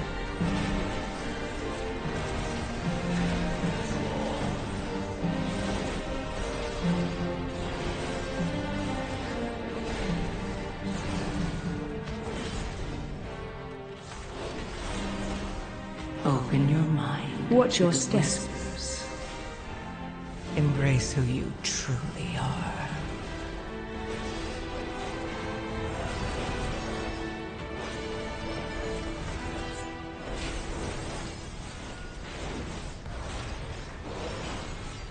Watch your step.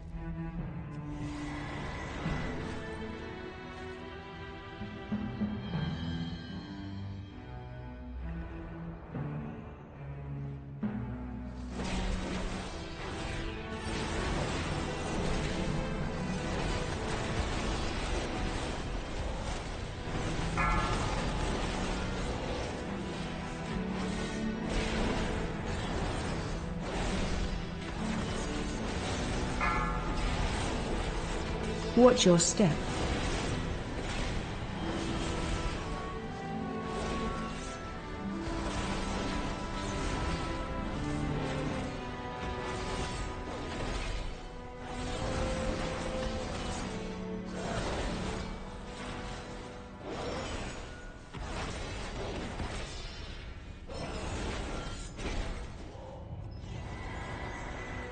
Open your mind to the whispers.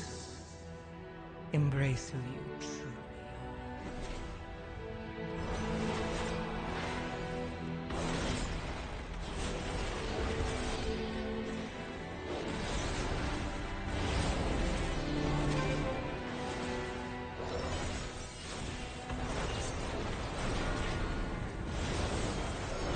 AOE incoming.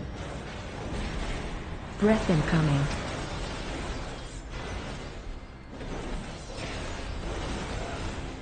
Fate now.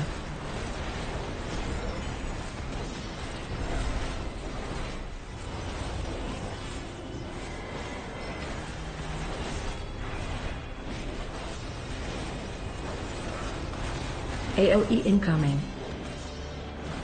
Breath incoming.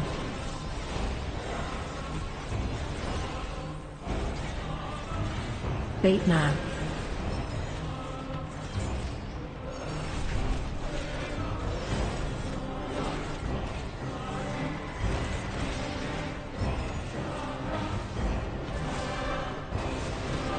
AOE incoming. open your mind to the Breath whispers. incoming. Embrace who you truly are. Fate now.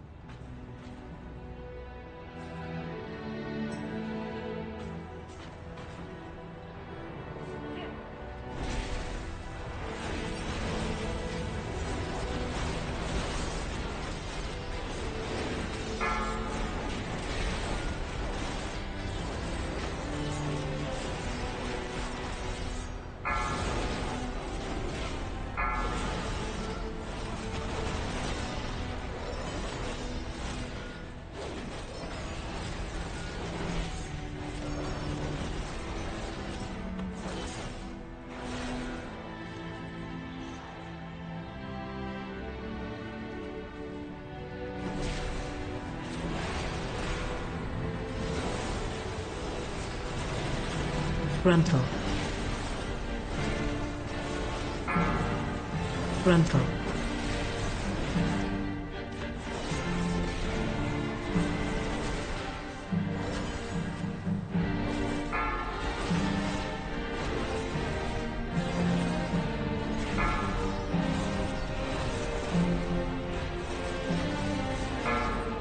Frontal. Open your mind to the whispers. Embrace who you truly are.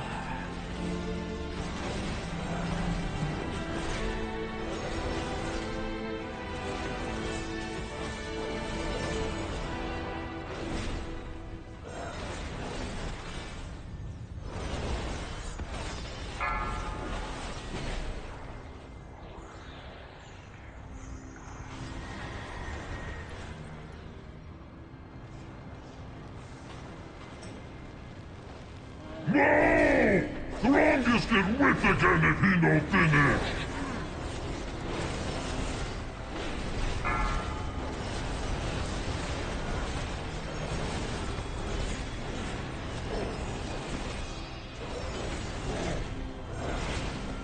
Shockwave.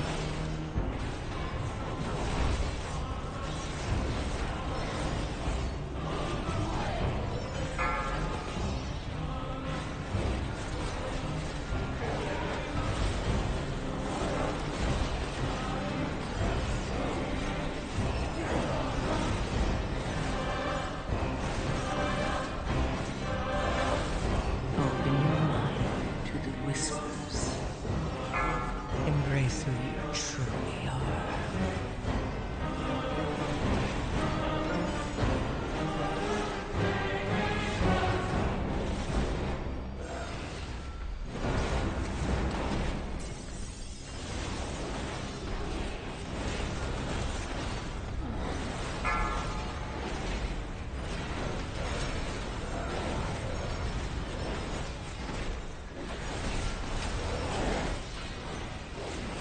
Shockwave.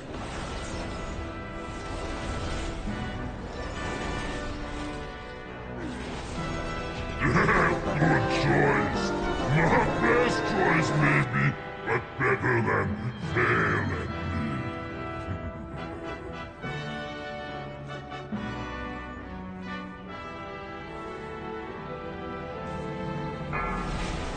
Frontal.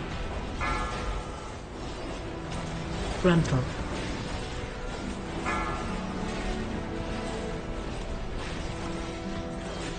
Frontal.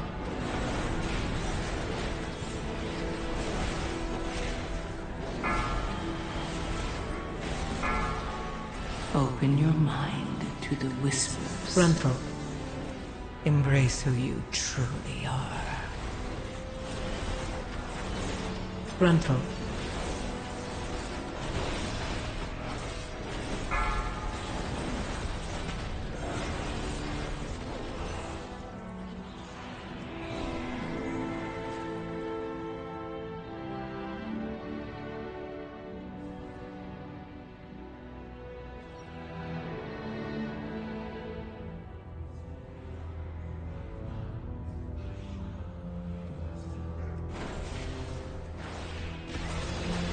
Frontal. Range 5.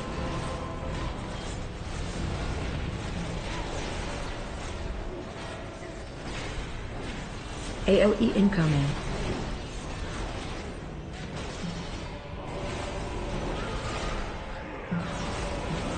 Frontal. Range 5.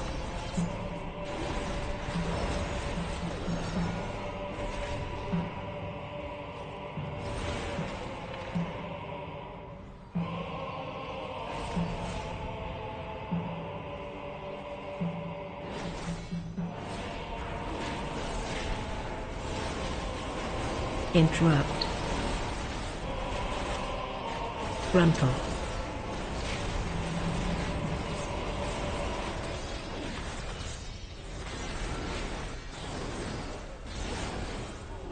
Open your mind to the whispers.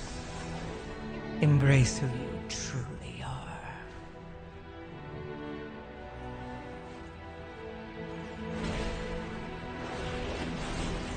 Frontal. Range 5.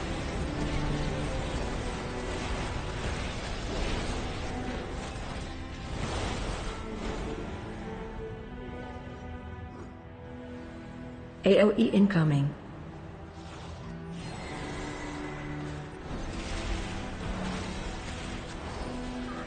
Frontal.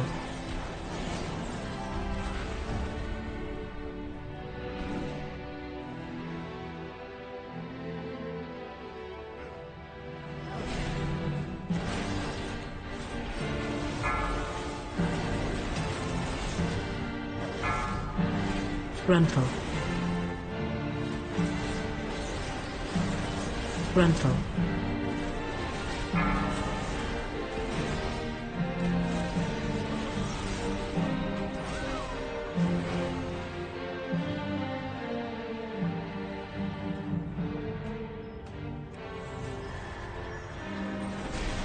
Frontal.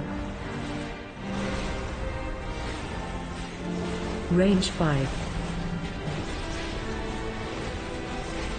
Open your mind to the whispers. Embrace who you truly are. Frontal. AOE incoming.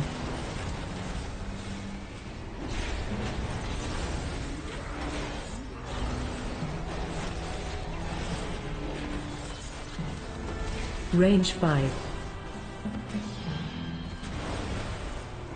Frontal.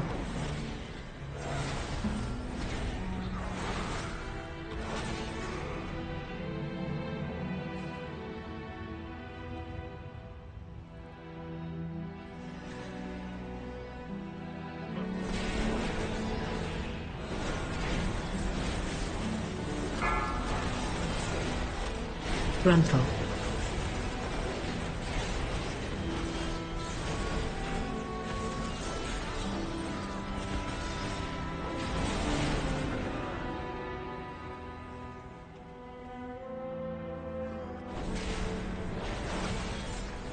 Frontal.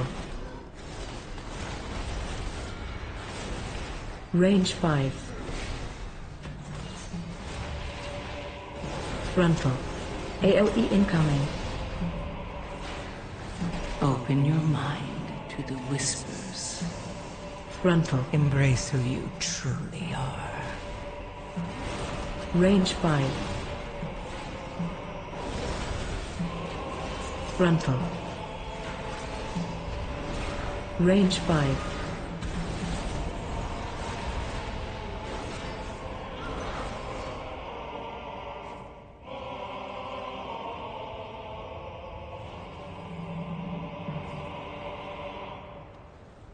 I will burn you from the inside out! Incinerate them, minions!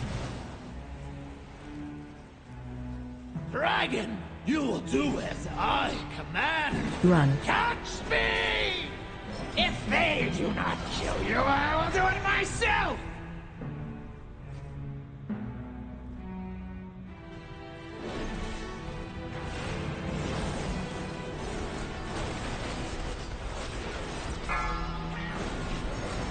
By fire be burned!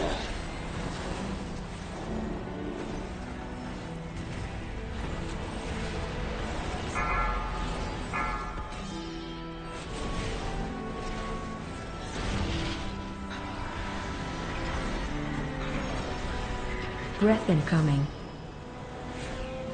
Open your mind to the whispers.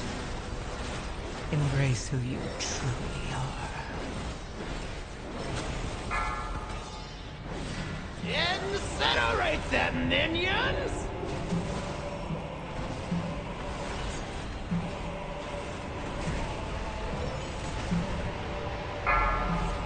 Run.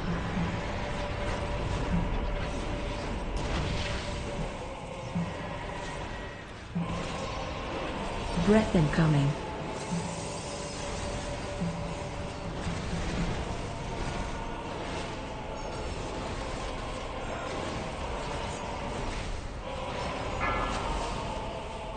Incinerate them, minions!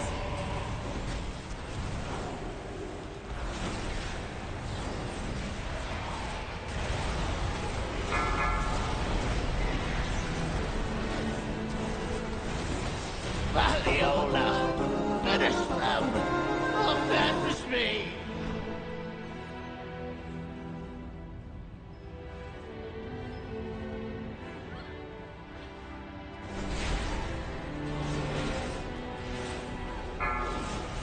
Frontal.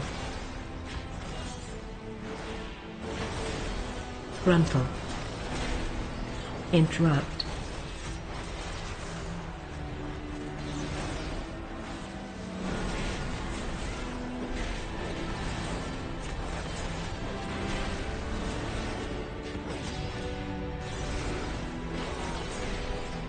Frontal. Open your mind to the whispers.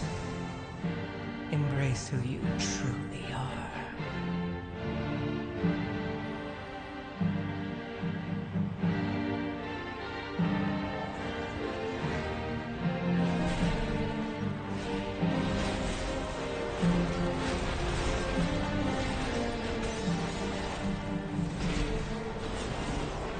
Watch your step.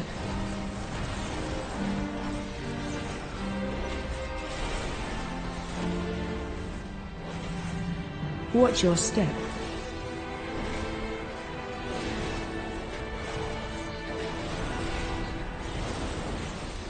Watch your step.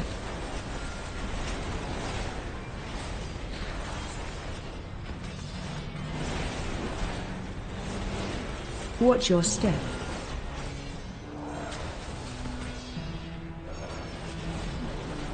Defensive.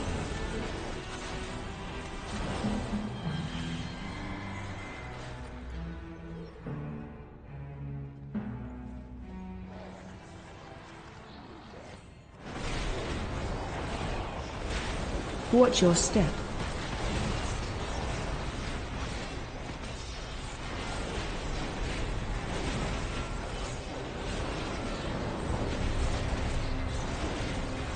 Defensive. Watch your step.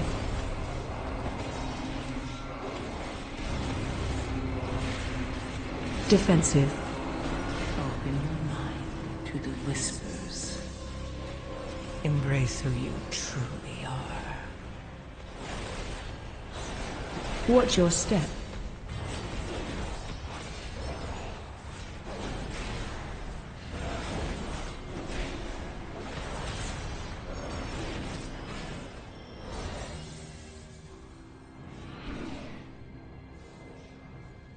The darkest days are still ahead. Watch your step.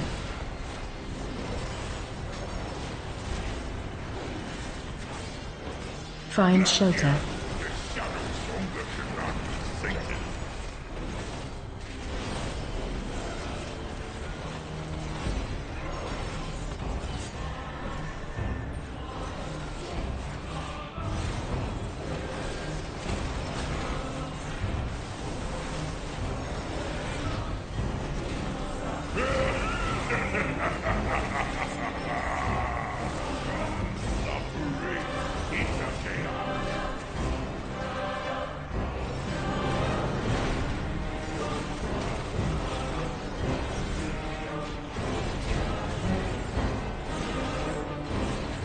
Watch your step.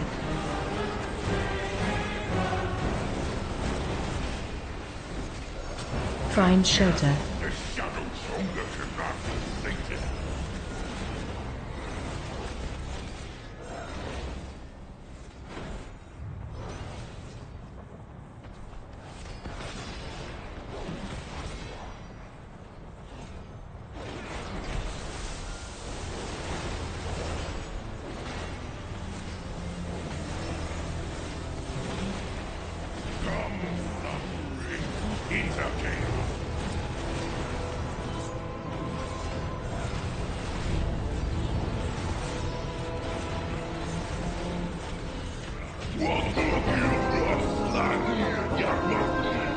Embrace who you truly are.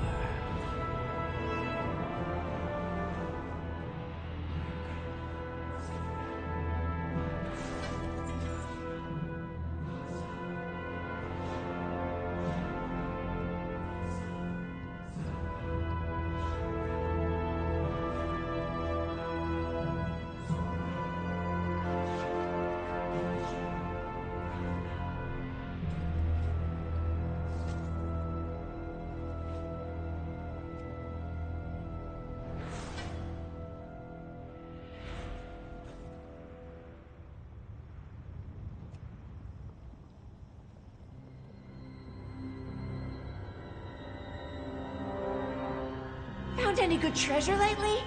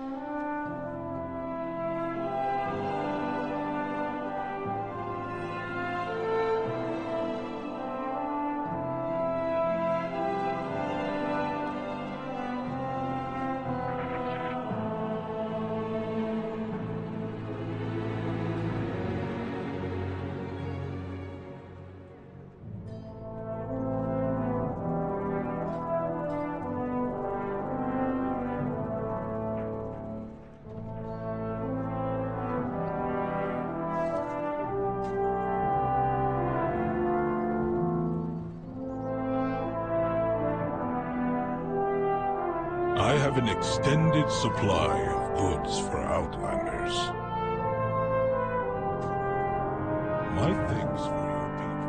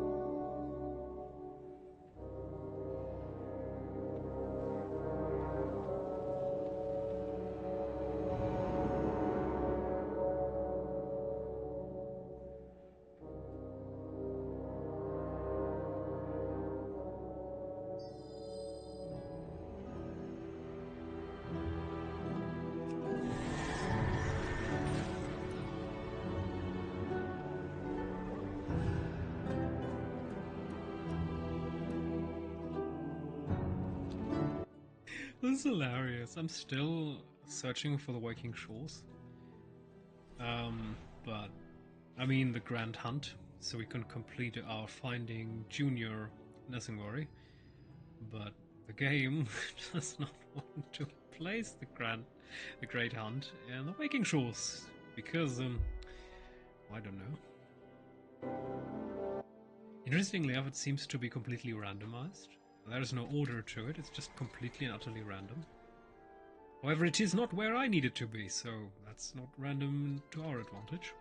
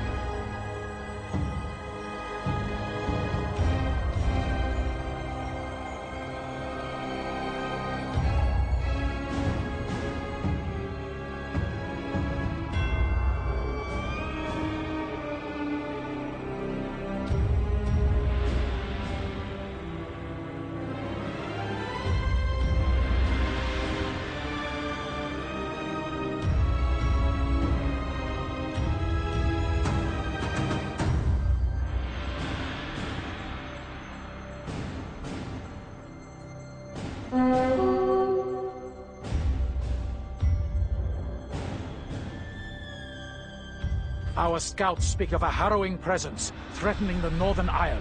We cannot wonder in which millennia we're going to get our world boss. Apparently on this one. What did I just... No, please, stop. No, what did I just do? Uh-oh. Ah, perfect. So, we want Antros, but... Oh, there you are! Never mind me.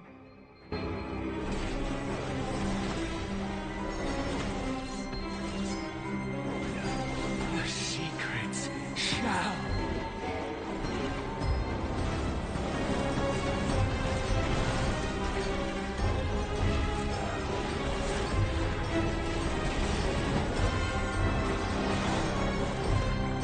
Watch your step.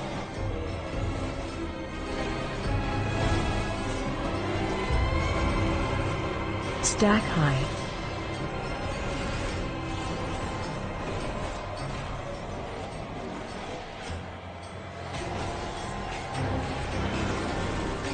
Shockwave. Well fought! We cannot allow these sacred lands to be scavenged and left in ruins.